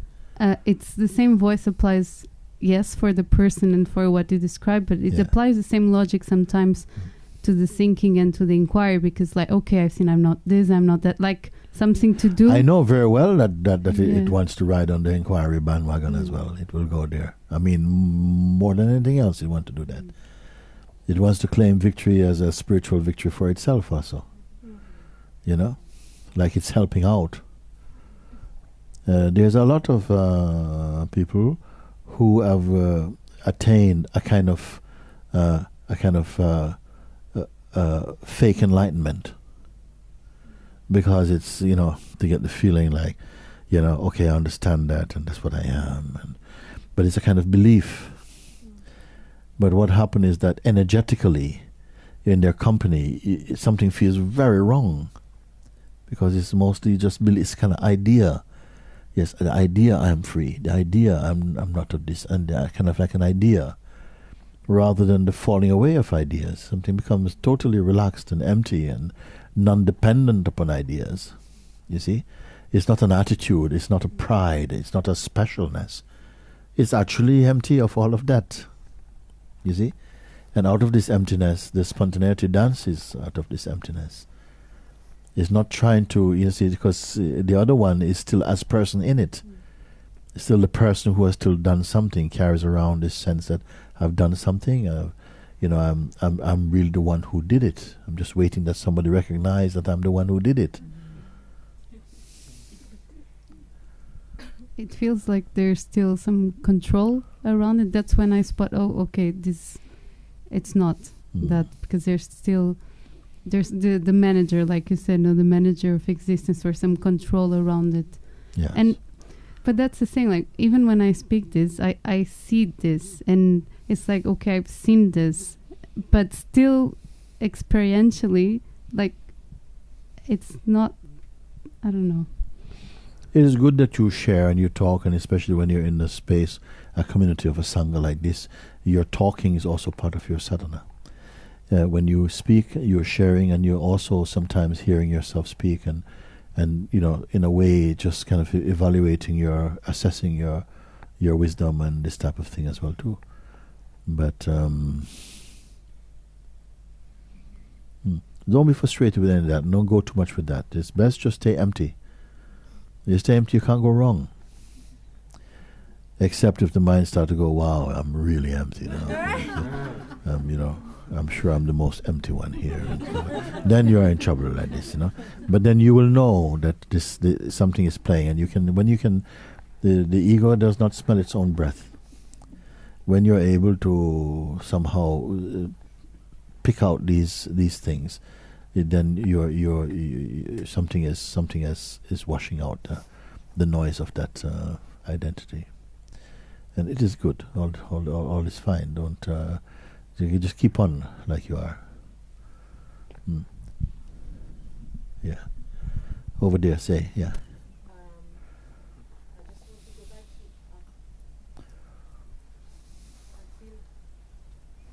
Yeah, go. Stuck physically in the face and in the heart. Yes. Like a very strong emotional, physical point. Yeah. And I feel like it's me, and the face too. Yes.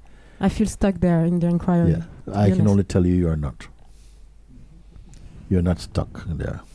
It's a feeling that you believe, and if you believe it strongly enough, you believe it into existence, and you will begin to feel it as experience. But it is not a truth. The self can never be stuck. First, it has no form to be stuck against anything.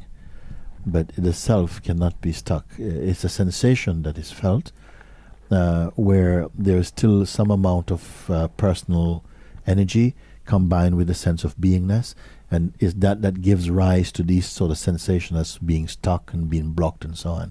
But in the big picture, they are not true. You are not stuck. So it would be like saying like the space is stuck in this room. You can say the air is stale, but you cannot say the space is stale. You're like the space. Mind is like the air or like the wind. It is more of a thing, but the space is not a thing. It cannot be our oldest space, you see. Does it grow old? Does it have moods? You see? And I would say that space itself is regarded as one of the 5 elements. So it is phenomenal in a sense. And yet it is perceived in the self, which is infinitely more subtle than even space. So yourself is like this space, you know.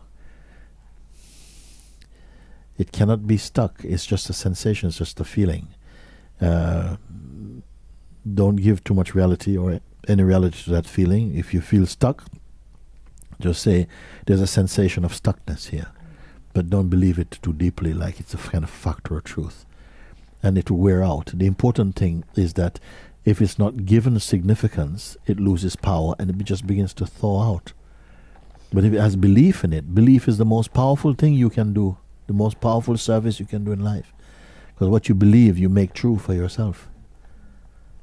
If you just see it as a sensation, then it will change.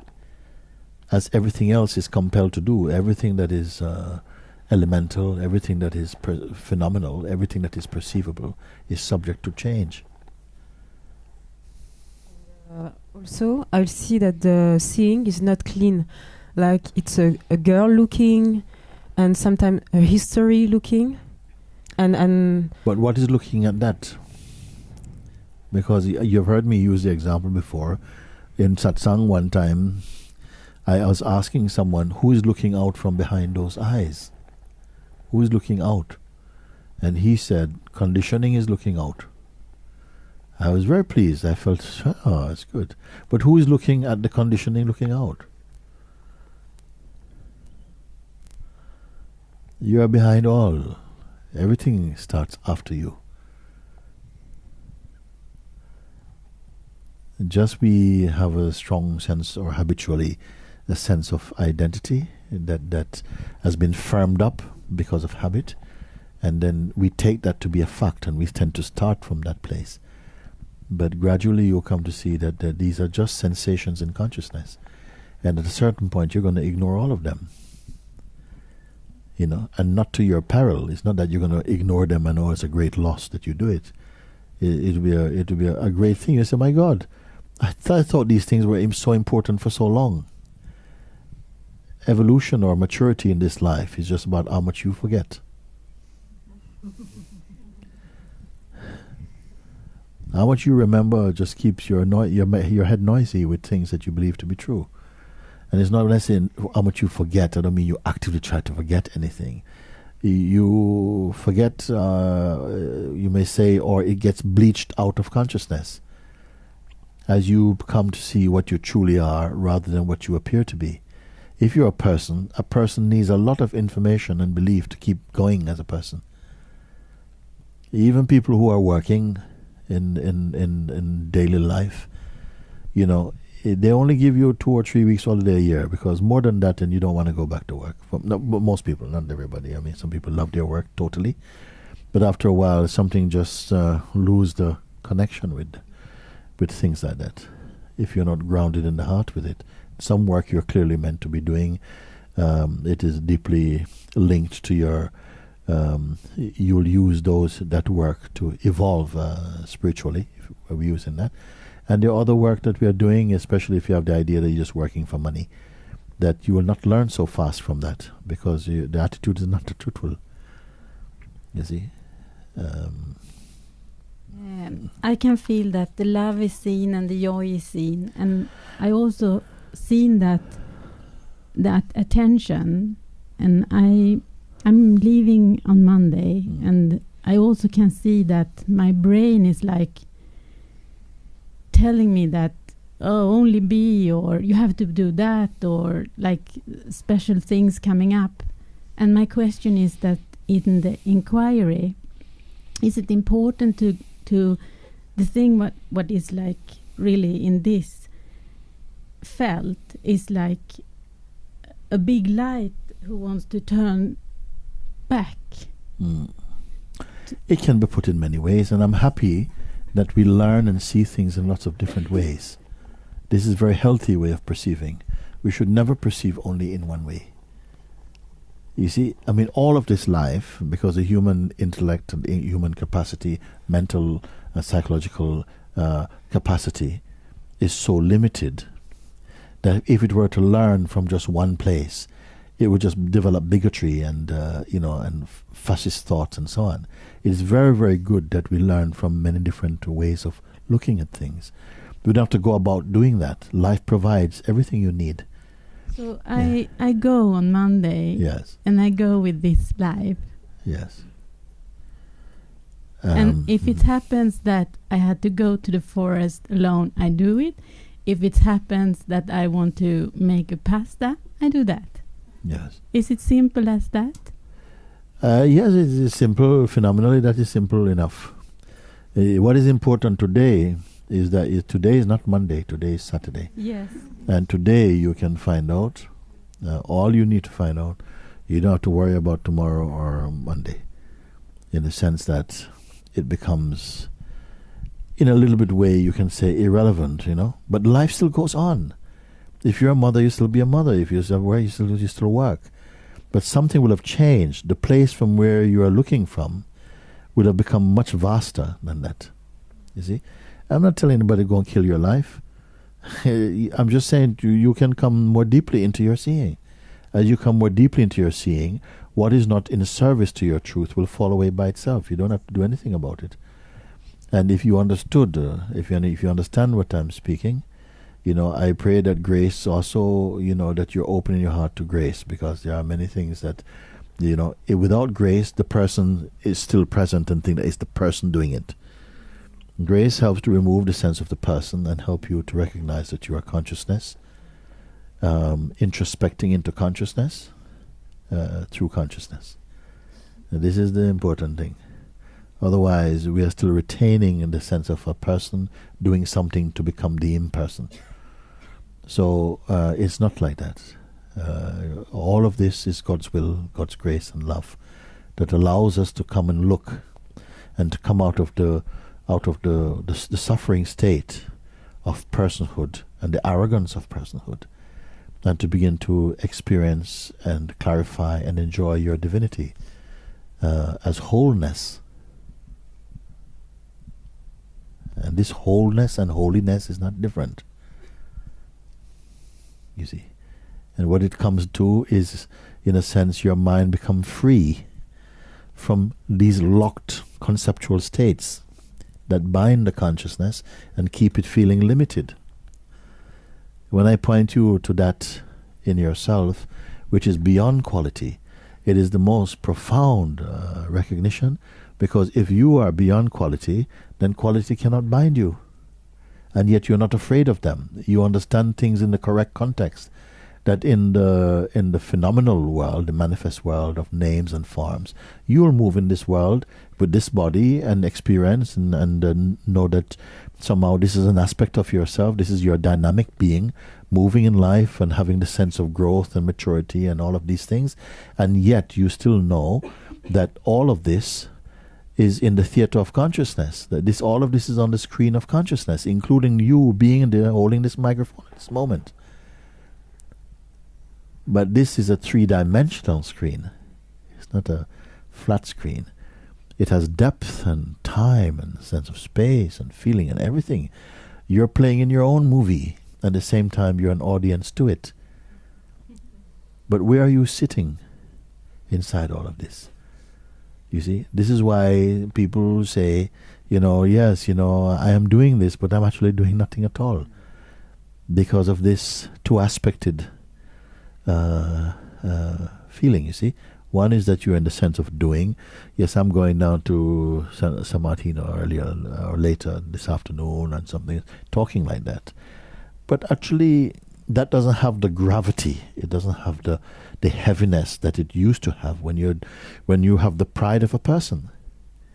When it comes out of the mouth of consciousness, it's a much lighter thing.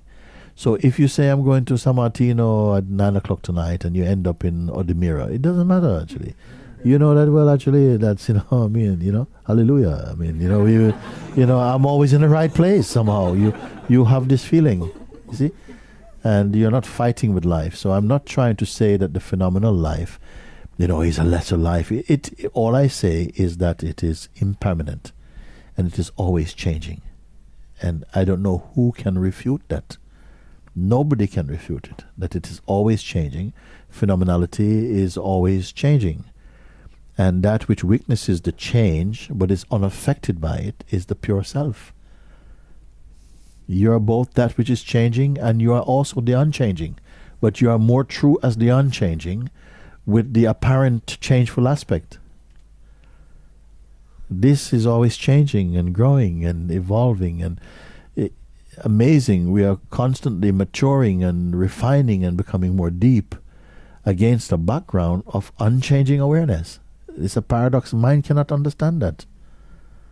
As long as you have the privilege of being in the body, experiencing in the body, through time and the duration, the shape and the name and so on, you will experience growth, and its beauty is part of the beauty of life. It's just unfathomable. You're growing deeper and deeper, and at the same time, from the perspective of pure awareness, you're always the timelessly unchanging. Yes. Can I only say that I want to say that something happened here, and that's that I don't want to interrupt life. I can interrupt see, life? Yes. I can see, like, the feeling here is that life is coming through, and I can see life around me. And it happened like that I don't want to interrupt. In a way, in the big picture, you cannot interrupt, because even disharmony is inside the greater harmony. It plays everything. It plays good and bad, right and wrong, up and down, you and me, heaven and hell, life and death. Everything is played in consciousness. You see, it is arrogance to think that you can make one difference to consciousness.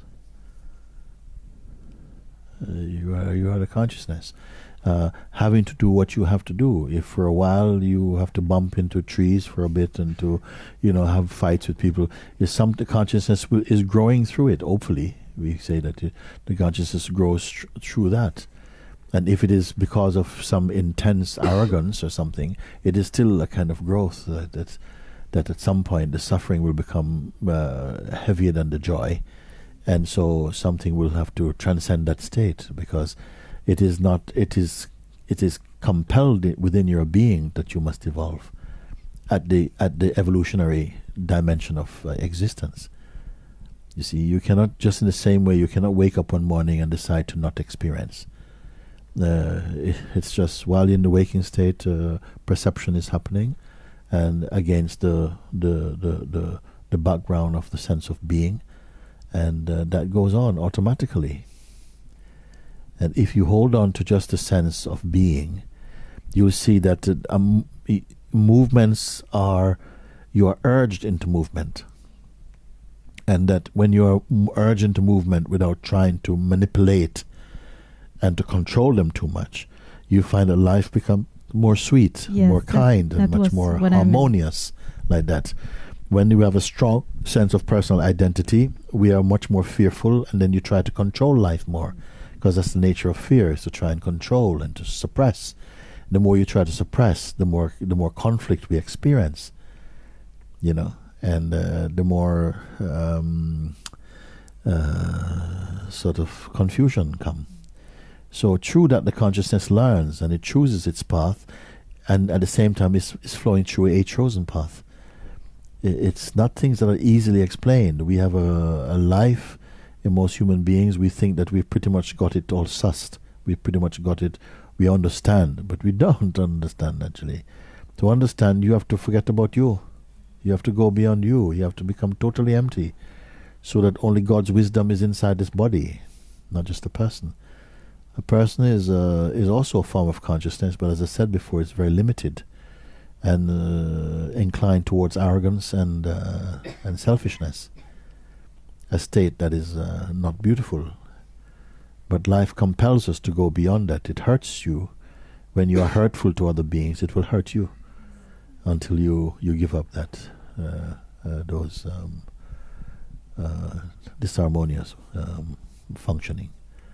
It's just, we don't have to learn all of this thing. You just, like I say, you have to learn only the thing you need to know.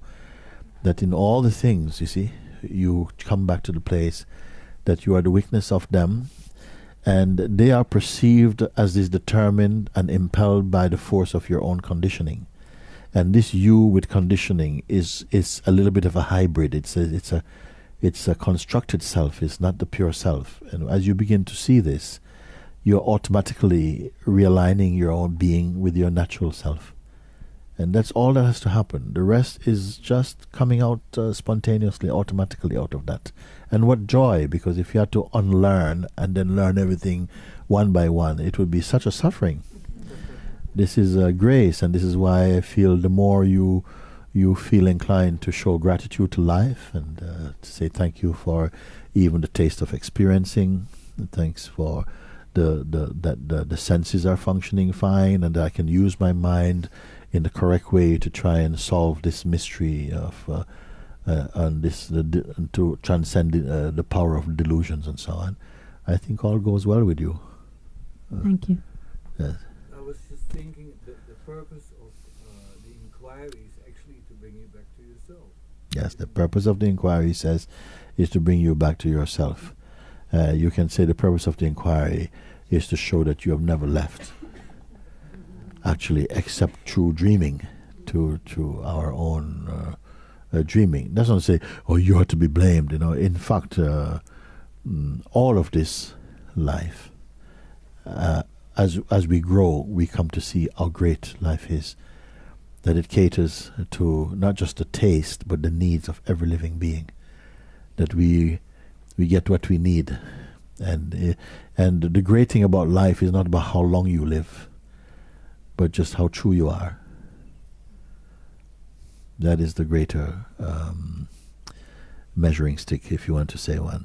Not how long you live, but the depth and the understanding you have attained as to your true nature. That is the most important. Guruji, bisogno della traduzione? Yes. Prima, grazie. Prego. Quando ascolto la tua voce, il suono.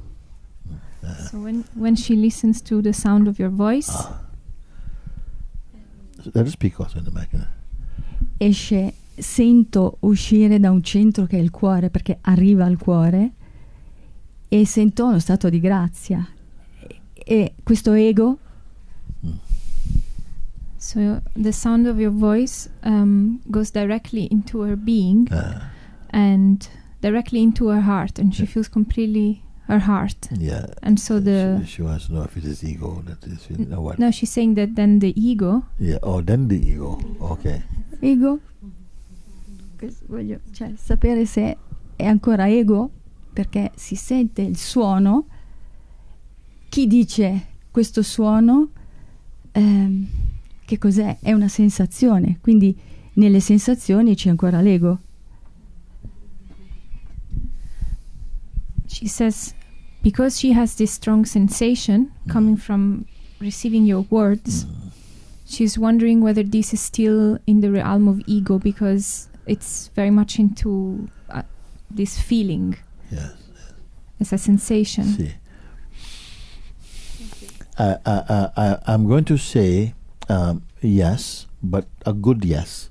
It's a good yes in the sense that it is in the form of ego, because almost everything, while we have the sense of identity, we are still perceiving in the realm of ego, nature, no?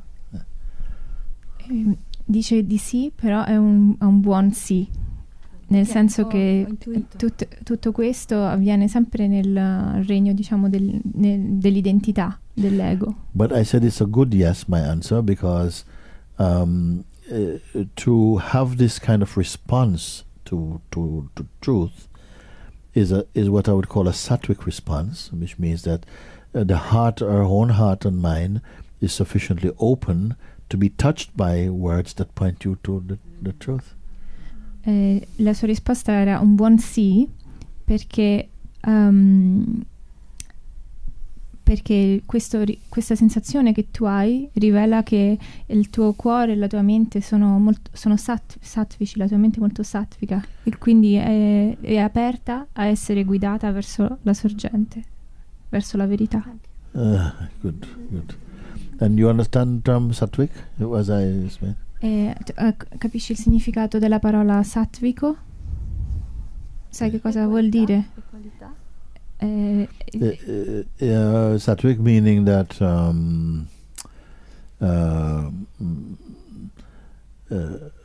higher form of consciousness, within the realm of phenomenality. Nel fenomenico è una qualità molto alta della coscienza. Molti anni fa è difficile non dire io, questo corpo. Ha avuto esperienza di non duale, però come se non fosse rimasto impresso, è un po' ballerino. She's saying that she had experience of non-duality, of state of a non-dual state. Yes. But this state has not remained stable and it's kind of coming and going. Yes, for now. Yeah. Per adesso. Because what happened, generally, for as long as the sense of personhood persists, fin tanto che persiste il senso della persona, as the person becomes more refined in consciousness, mentre quando la persona comincia ad essere più rifinita, più sottile nella coscienza, assorbita nella coscienza, they will be experiencing flashes or moments of no mind, pure awareness, no mind. La persona comincerà ad avere esperienze o come dei flash di stati di non mente stati di non mente di non dualità. And whereas when they stay in the state of like a sage, they are always in the state of the pure, and they get sometimes flashes of identity. Mentre lo stato lo stato interiore di un saggio è che è sempre nello stato di non mente, non duale, e ogni tanto ha dei flash di identità. But the true nature is that we are the non-dual self, but necessarily experiencing true duality for a time.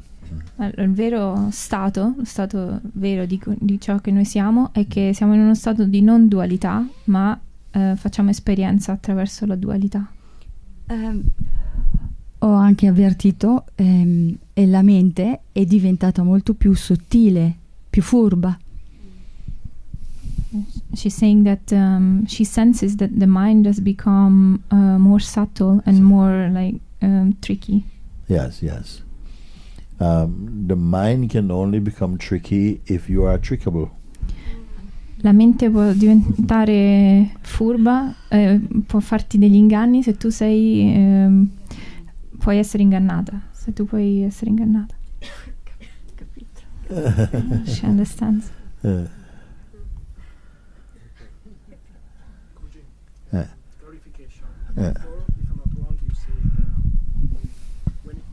Maybe you take it. Before you said when you are in the position to see the pure presence, you are in the unspeakable. In the pure presence, there is still individuality. Some individuality. Duality is not an error. Duality is not a mistake.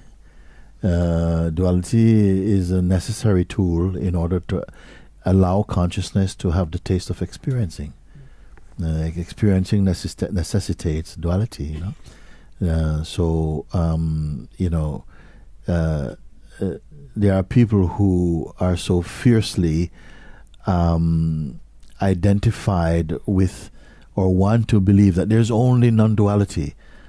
And there's only non-duality, there's nothing else than duality. We just have to laugh. It's very funny to hear that say, because even to say there is non-duality there's only non-duality, it necessitates that you must believe in duality.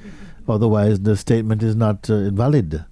You see, like this, some people very much, but is it not you speak in duality? And I said, but if you say he speak in duality, this he is duality, and you is duality. Why don't just relax about it, and stop making it like it's you can be super clean. You see, like this. It doesn't what it imply. When I say that when one is in a state to observe or to be aware of even a sense of presence, then automatically you're in the state of the unspeakable, meaning that the indefinable. But it has no clash with duality. No, it still continues to function, because supposing everyone who awakens to the self basically could not speak anymore, then who would be there to pass on the pointing and so on? Everybody's swimming for themselves. So the fact is that the duality is a way in which consciousness expresses compassion and love and unity by sharing from direct experience rather than from speculative knowledge. Yeah, in my experience of inquiring, I feel like I can do something, do more playing with attention until I'm in the sense of presence. And once I'm there is not so much to do. Yeah. I find that in the state of presence, the activities are not determined by any person or so on, but actually, your actions become the actions of the universe, in fact. That somehow something wants to happen. Because you're doing something, for instance, so your action made here, you may think I moved this to put there and that's my action, I did it.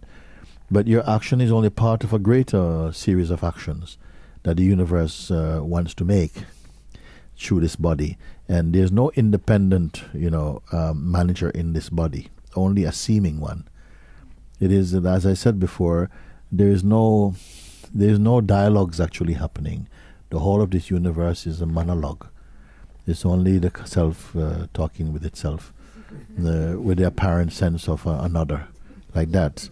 And so, when it plays as disharmony or plays as personhood, it intensifies the sense of duality and separateness, which it wants to do to do that. Then it plays also the sense of unity and create a beautiful power that attracts itself, that is presently playing in one form, strongly in the form of duality. It draws it back towards the non-dual source.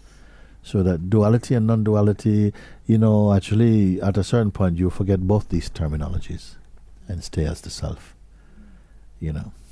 Everything is useful up to a point, but best use of them is when nobody's there to make use of them. And they're just the flow and the outpourings, the dance of the consciousness itself. They play like that. Yes, please.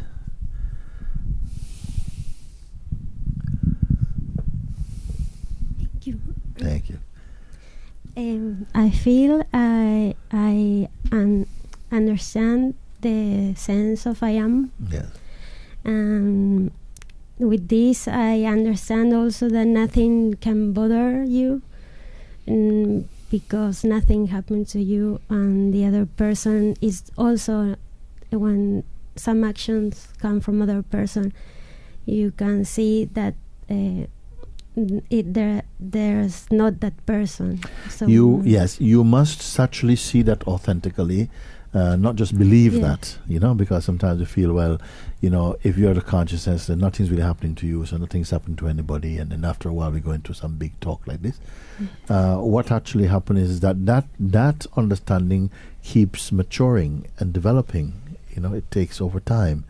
It grows into a beautiful completeness, where it's not just about the knowledge of it, but you are the actuality of it, and also of the knowledge.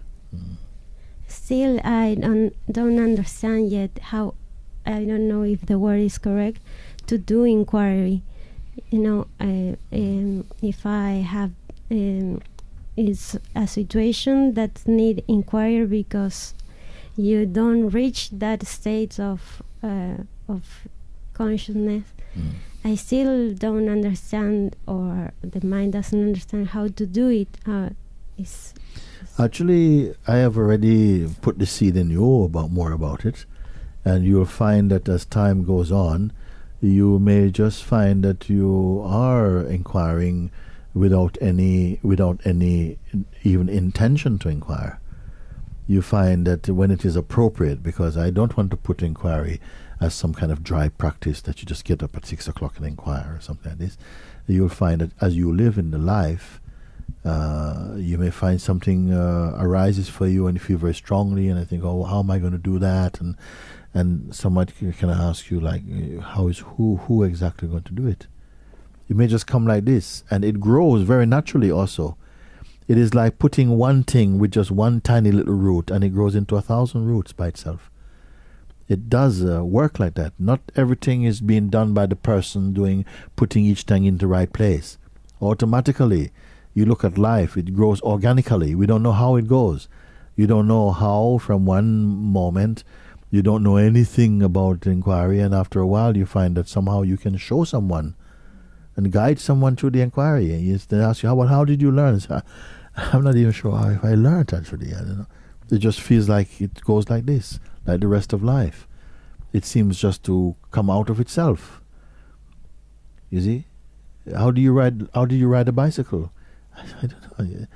You try to explain that. You make a silly thing out of it. You can't explain how you did it.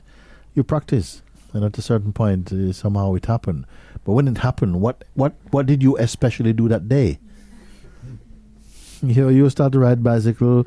You have bloody knees for 3 weeks and stuff, and bumping into things, killing people on the street. And then one day, suddenly you're riding. What did you do especially on that day? Nothing. So also you're inquiring, looking, what's this, and so I don't get it. And then one day somehow it comes. And it's wow. But I mean, who is saying this thing? It's wow. And you feel the space of it. It creates a space inside. This is just a thought. But it's just a thought. It's just a thought, It keeps coming back. But whose thought is it? And you may find that with this question, you don't want to pick up any other question. You're trying to say, whose thought is it? Whose thought is it? And just turning your attention there has changed and created a new reorientation inside your mind. It cannot be put down like some kind of some code or some kind of manual. It's such an organic, just like everything in your life is like this. But it brought you here to begin to trigger this kind of investigation a bit, and to continue to be aware of that. And what is beautiful that I want to encourage is how universal it is. I'm not trying to say, this is this type of person. You're not type of anything. When something comes back to emptiness, it transcends all categories. And so in a sense, you can see the different perspectives of looking without sort of like disrespecting them or grabbing onto them. You automatically see, because the seeing becomes all-encompassing. It's not a belief system. This instrument of self-inquiry is not a belief system. It's just a way in which to facilitate a simple way of looking. Now, if you feel that you feel inclined to pray and ask God to help you to merge in the Supreme Being, or to understand, to use the inquiry better, this is all fine. It's all the same one. You see? The importance is just how quick one gets out of the habit of referring to oneself always as the person, as the identity. This you'll outgrow, and the sooner the better, because your life is like so much broader and so much more silent and open and fearless. Like this. It's not Self-inquiry is not a practice for life. I'm not telling you to practice for life. I don't tell you how long. It depends on something which will depend on. Maybe after a few days, or few weeks, a few months, in the fact something you inquire yourself out of the picture, and that's it. Which is very beautiful, you know. You simply can't find you. Hello, Janet. What's so? Hi, how are you doing? But you don't know who they're talking about, in a sense. But it's not that you become stupid. You kind of understand, but you understand and you see completely the illusoriness of all of this at the same time. But it's not some strangeness. It's not strange. I just want to express my gratitude. Yes. Because over and over you've been saying the same things, and now I really, really see it clearly. Yeah. Like in just a few seconds, you know, all of these beliefs that have held me so captive for so long have just been so shattered, and I thank you from the bottom of my heart. I love you. I love you too. Because, you know, it is like this, and we just bringing it over and over and bringing it back, and sometimes again somehow the mind builds up some kind of noise again, and you keep looking, and you know, something feels like, wow, I just thought I did all of that already. I just cleared the whole house empty, and it's full again of rubbish, you know, like this. And you know, something goes through a little bit, and somehow you what to do? You keep looking again, and throw the stuff out and burn it in the back, and it keeps coming back on for a bit. And but it does have a end of time thing happen. The less and less stuff come. Like the weeds come in your garden, you keep pulling them up. The next day they're up again. Then you pull them up again. Next day come again, you pull them up again. And you don't say, "Oh, I have had enough. Okay, let's leave them." No, you pull them up, and then at a certain point, they lose power. It's just habit, you know. We learned ignorance out of habit, and you again recognize the truth out of habit. Repetition. Being repeated. So, yes, yeah, okay. You said that it's just habit, and sometimes it's more than a habit. Sometimes it's very subtle that I have that I notice that there is some very subtle refusing also about attention to there is a seeing that it's going there, and it's not the right direction. You must look, and as you investigate, you may come to find that you still have some investment in personhood. Yeah, this is what is perpetuating these states for a long time, because something believes in a certain aspect of this, and identifies with it. There's nothing wrong with using your mind in the life. If I want to learn to make picture frames, or I want to make paintings and stuff, there's nothing wrong with it if you see that all of it is the expression of consciousness. But if you then sort of like start to look and think, you know, well, you know, I want to do, I start to cultivate a strength inside as a personal I, then naturally the urge to go beyond the personal I will not come, because you already choose in a way to want to be that. The thing is that sometimes you make a choice, you forget you've made. You make a choice that I don't really want to do this, but you keep going to the classes to do it. Inside, you keep going to the class and you sign up for another term, but inside, I don't really want to get it, but you keep going and so keep asking, why you go?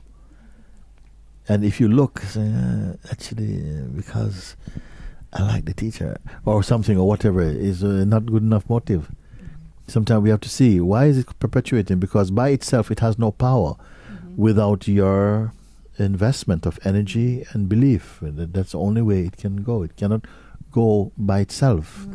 A belief cannot develop by itself. It has to be somebody's belief. You see?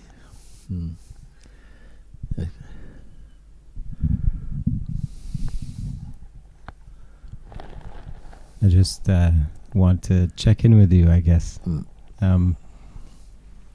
I don't really have any idea of what's going on with this life at all, which is actually kind of nice. I find lots of gratitude coming in many different moments. moments of immense joy and love, and then other moments of fear and embarrassment and worry and all of those things. And it feels like everything ultimately empties out. And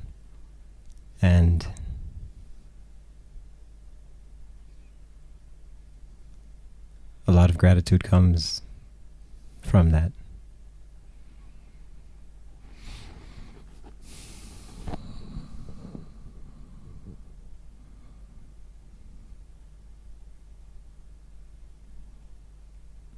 I feel it is important to look at these things and to see what is it that is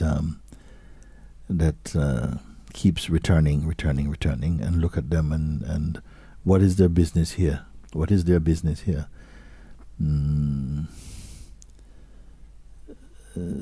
I have met people who have had a kind of awakening experience and then go back into some invested duality and then lose or get covered up this light that's pouring from them, and then come back to satsang to kind of like, rekindle the light or something like that. And I've become a little bit attached to this rekindling feeling. To like, wow, yeah, I know, that's it, thank you, and like this type of thing. And otherwise, once you've looked a few times and really looked at something and see that it has no value or any reality apart from a superficial appearance, then with the pulling away of your interest, that thing diminishes in potency, and after a short time it ceases to be relevant for you. It doesn't anymore feature in your self-assessment or something like this, So if it keeps going on, it's getting fuel from somewhere. It must be getting fuel, and then you can look and see where's the fuel coming from. This much is possible, but the aspiration inside, the urge to do it, must also be there. And that, you see. So, we're good for the moment. I don't expect by any means that, okay, it's finished, we've done it, okay, and like this. But I hope that somehow you have a sense of, who you are. When you say I, yes, but you see, the thing is, in my life, my trouble is that something must stop this and think, wait, who is speaking this thing? And at a certain point, you start to see, it's nonsense, it's nonsense. Why keep saying this thing? Not something outside says, stop talking like that because, you're now a monk. No. But you start to look and say, wait, but that's not true. That's just another kind of idea. Then what is true? Is there something true that is true? You see, and this little kind of inquiries begin, and their yielding is so amazing, you see. Just like you put a little bit of yeast, and it makes such a big effect. A little bit of inquiry produces such a tremendous effect, and power. You see. So I wanted to have this. I don't know how successful it is, but of just trying to again keep opening up this opening up this box, opening up the window a little bit, looking, and get more familiar with this. Don't be frightened by the inquiry. It is your friend. It is a tool,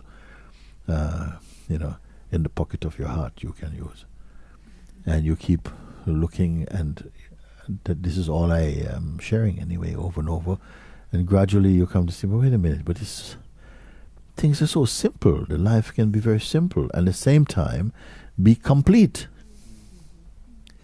Simple but complete. Effortless but totally satisfying. And what can I really lose apart from delusion? Then will you weep for losing delusions? Because sometimes we want to invest in some delusion. This is also an expression of consciousness. It wants to invest some energy into some delusion. Because every part of it, including delusion, is part of consciousness. It wants to believe in something and play. It wants to create imaginary things and stuff. And of course, this is what consciousness does. It's one of the expressions of consciousness. But the great expression of consciousness is a self-reflection. When it begins to self-reflect at what it truly is and how it does not need anymore to be clinging to its projections, and it's not able to leave its projections alone or to control them. And aspiration grow inside, and as it begins to look, and there is no joy that can compare with the joy of self-reflection, because it strips the being from all this clutter, and in this total nakedness, you're in the height of your essence, and this is the invitation of satsang.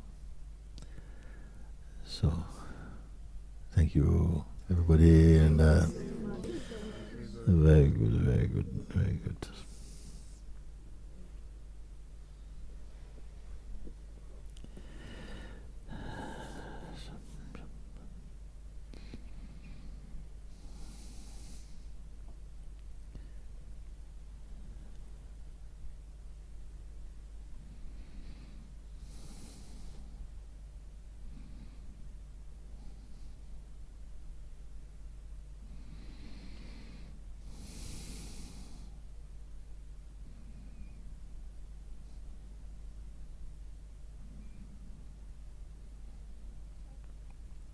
As you move in this, wherever you find yourself, as you move in this, and feel the space that is the awareness itself, you feel the space of awareness, and you feel the functioning of perception, of the senses and everything, that everything is just blowing through the space of being, like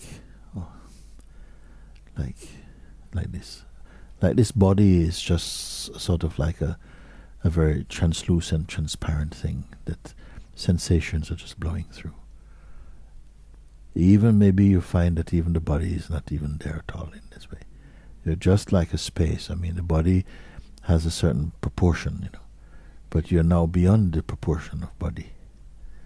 And somehow you're just like a space that is beyond shape or no size. But there is still this wonderful sense of beingness, and the play of perception of light, and sensations come, and something wants to, you see when the consciousness wants to form itself into a person again, but immediately you see that that's a shape in the shapeless. Somehow you're looking out from this great emptiness, from this great space, but you don't belong to any particular location apart from the location of the sense of here-ness. But this here-ness is not a pinpoint. It's this here-ness as a kind of heavy awareness about it. And it is already so, you see, and get used to. Don't be, if feelings of panic comes or something, just see them, that's also another sensation, It also passes. And there's no panic. And you'll find that something, an ability is still in you to respond to and interact with other beings at the appropriate level. And this is a wonderful discovery, that you do not need any technique or any sort of strategy to live, because you are life. You produce your own actions, everything is spontaneous like this. You see? You don't, whenever the tendency arises to define yourself, you immediately see that it feels like it is confining a self. It's creating a sense of limitation, and you have a choice to just not go with that thought. It becomes painful, and this is your gift. That every time you condense into some tight space, it starts to feel like, what? Oh, in your heart, that is. You see? And this is the changing over, actually, because you see how amazing consciousness is, because it can live with so much contortions. we have contorted the life and it's still going on. And then you say, wait a minute. But something can... but I'm still me. What a wonderful discovery, because it's not saying that you need to be this shape, you need to be blue. You're a blue person. Oh, I'm a yellow person, or whatever. You are no person, actually.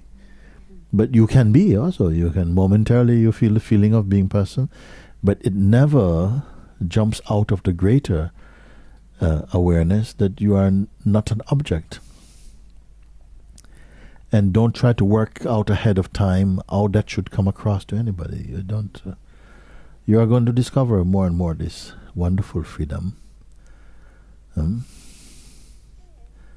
the beauty is that you don't have to be trying to create a way to be. You'll find that if you stop trying to be, beingness remain. And it knows how to fluff its feathers. If it wants to do it, it knows quite how to do it in the moment. It doesn't know how to do it tomorrow. It just knows, it just does it now. But we are rehearsing for tomorrow, which is only another concept.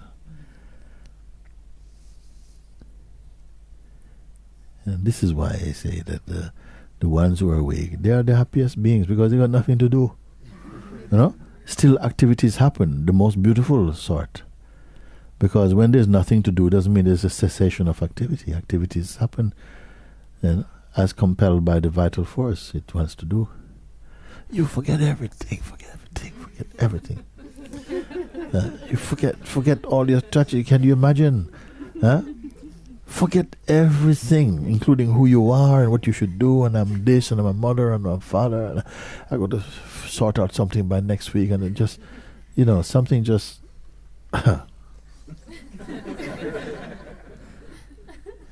Now, can you bear the world saying, well, you're a very irresponsible person? You see? Yeah, it's okay. You don't have to go around telling anybody that you are responsible or irresponsible. Somehow, everything is as it should be. You may find after the most beautiful satsang, you leave and go out and get into a big fight with someone. And something goes, but this shouldn't happen. And I was feeling so peaceful. I really felt that, you know, I was walking with angels. Where did this Satan come from? You know? You say, you know what? You can come. There's space for you also. You have a big argument, but inside something empty. Like, I don't want to say how you should feel. You should be okay to feel any way. This is a feeling instrument. You see? But when we start to give, you know, judgments about, you know, the price of this and what this means and so on, the interpreting tendencies, they create a little bit of a bad smell. You can be totally empty, and even when you forget to be empty, that just kind of like, that's another idea arising in emptiness. Here you are to be empty, then you feel, oh my God, there was for 15 minutes I was not empty. Well, that's another idea in emptiness. You like this. I mean, the whole thing is so beautiful. What to say about it? The whole thing is so beautiful, and also, nothing is wrong with you, except how you use this thing.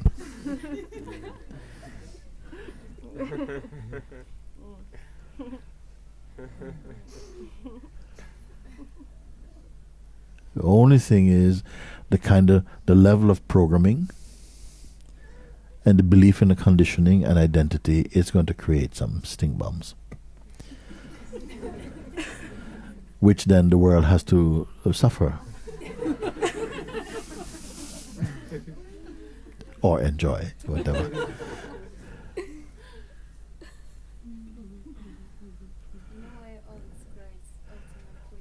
Why only in a way? All is the grace. When you see the all is grace, when you think only something is grace, that is disgrace. All is grace. The wise ones see, that even when something hit on the foot, and something does come out of it, but they don't necessarily sit and wait. What's going to come out of this? They just move on. You may not learn your lesson until next week, 1 week after the incident, or maybe never. We don't know, but something is okay about it, huh? So.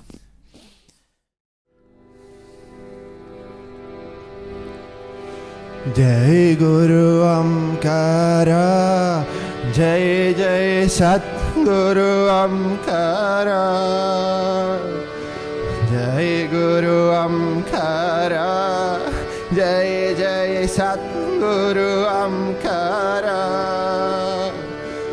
Brahma Vishnu Sadashiva, Har Har Har Har Mahadeva, Brahma Vishnu Sadashiva, Har Har Har Har Mahadeva, Jai Guru Amkara, Jai Jai Satguru Amkara, Jai Guru Amkara, Jai Jai Satguru Amkara, Brahma Vishnu Sadashiva, Har Har Har Har Mahadeva, Brahma Vishnu Sadashiva, Har Har Har Har Mahadeva, Jai Guru Amkara, Jai Jai Satguru Amkara, Jai Guru Amkara, Jai Jai Satguru Amkara, Brahma Vishnu Sadashiva, Har Har Har Har Mahadeva, Brahma Vishnu Sadashiva, Har Har Har Har Mahadeva,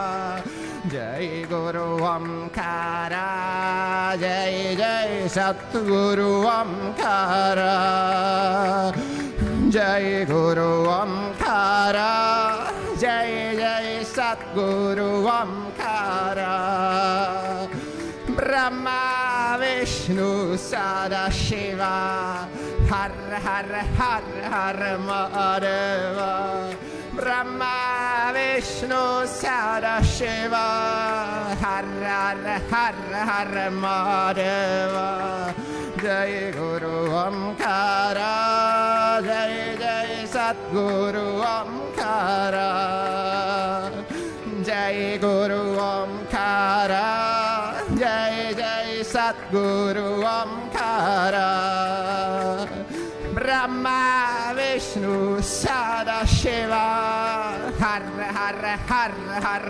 Mahadeva, Brahma Vishnu Sadashiva, Har Har Har Har Mahadeva, Brahma Vishnu Sadashiva, Har Har Har Har Mahadeva, Brahma Vishnu Sadashiva, Har Har Har Har Mahadeva, Jai Guru Amkara, Jai Jai Satguru Amkara, Jai Guru Amkara, Jai Jai Satguru Amkara, Jai Guru, Jai Guru, Jai Guru, Jai Guru, Jai Guru, Jai Guru, Jai Guru, Jai Guru Amkara, Jai Guru Amkara, Jai Guru Deva, Jai Guru Deva, Jai Guru Deva, Jai Guru Deva, Jai Guru Deva, Jai Guru Deva, Jai Guru Deva, Jai Guru Deva, Jai Guru Amkara, Jai Jai Satguru Amkara, Jai Guru Amkara, Jai Jai Satguru Amkara, Brahma Vishnu Sadashiva, Har Har Har Har Mahadeva, Brahma Vishnu Sadashiva, Har Har Har Har Mahadeva, Jai Guru Amkara.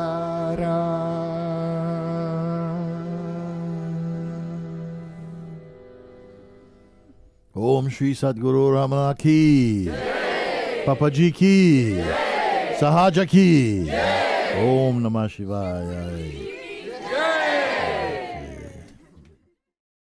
You know, it is said that it is the Lord Himself that called those who are pointed to the lessons that they need to learn, or to hear the things they need to hear, in order to bring all back to Himself, the Supreme Lord of the universe.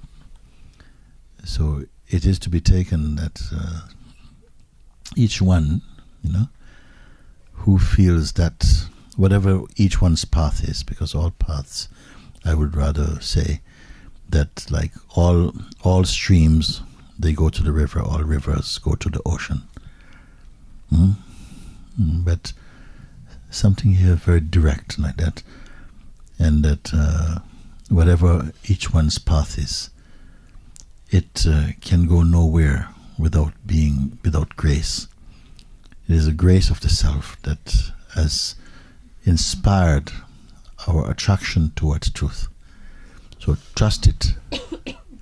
As Rumi said, he said, the one who brought me here must take me home. And I feel our journey is journey home, and journey of understanding, the journey that brings you into the space. How will you know that you're on the right way home? When you begin to experience more space in yourself, more silence and peace, when you feel openness in your heart, and not judgment towards any being, but feeling more empathy with them, understanding and loving kindness, when you feel the joy of contemplation. All these are the signs along the way.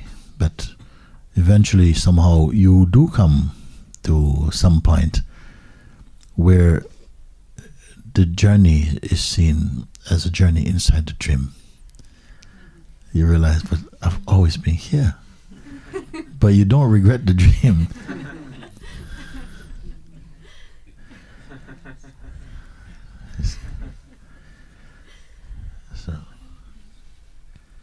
Okay. So very good. I'm much enjoyed today sitting together like this and looking into, as I said before, the subject I feel is the most important subject in the human kingdom. That we can talk about these things on this planet. You know, Mooji, when you talk about it, just something happens. That's all. For me, no talking. Yes. Yes. The talking has two aspects. No? One is to communicate the concept into the heart through the intellect of the being. That's one. But it has another aspect, the vibration aspect. The vibration means that you don't even have to speak the language. You see, you don't have to speak the same language, because this is the language of vibration, of synchronicity, of beingness. It's the heart language. And so we speak, and somehow you simply find that you come to understand, but you don't know how. It's not words necessarily, like this.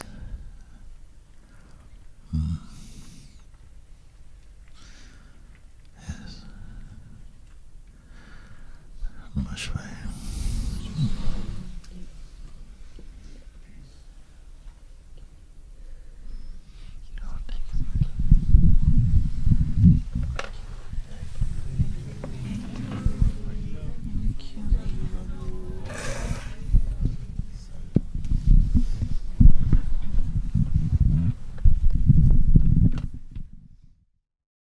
You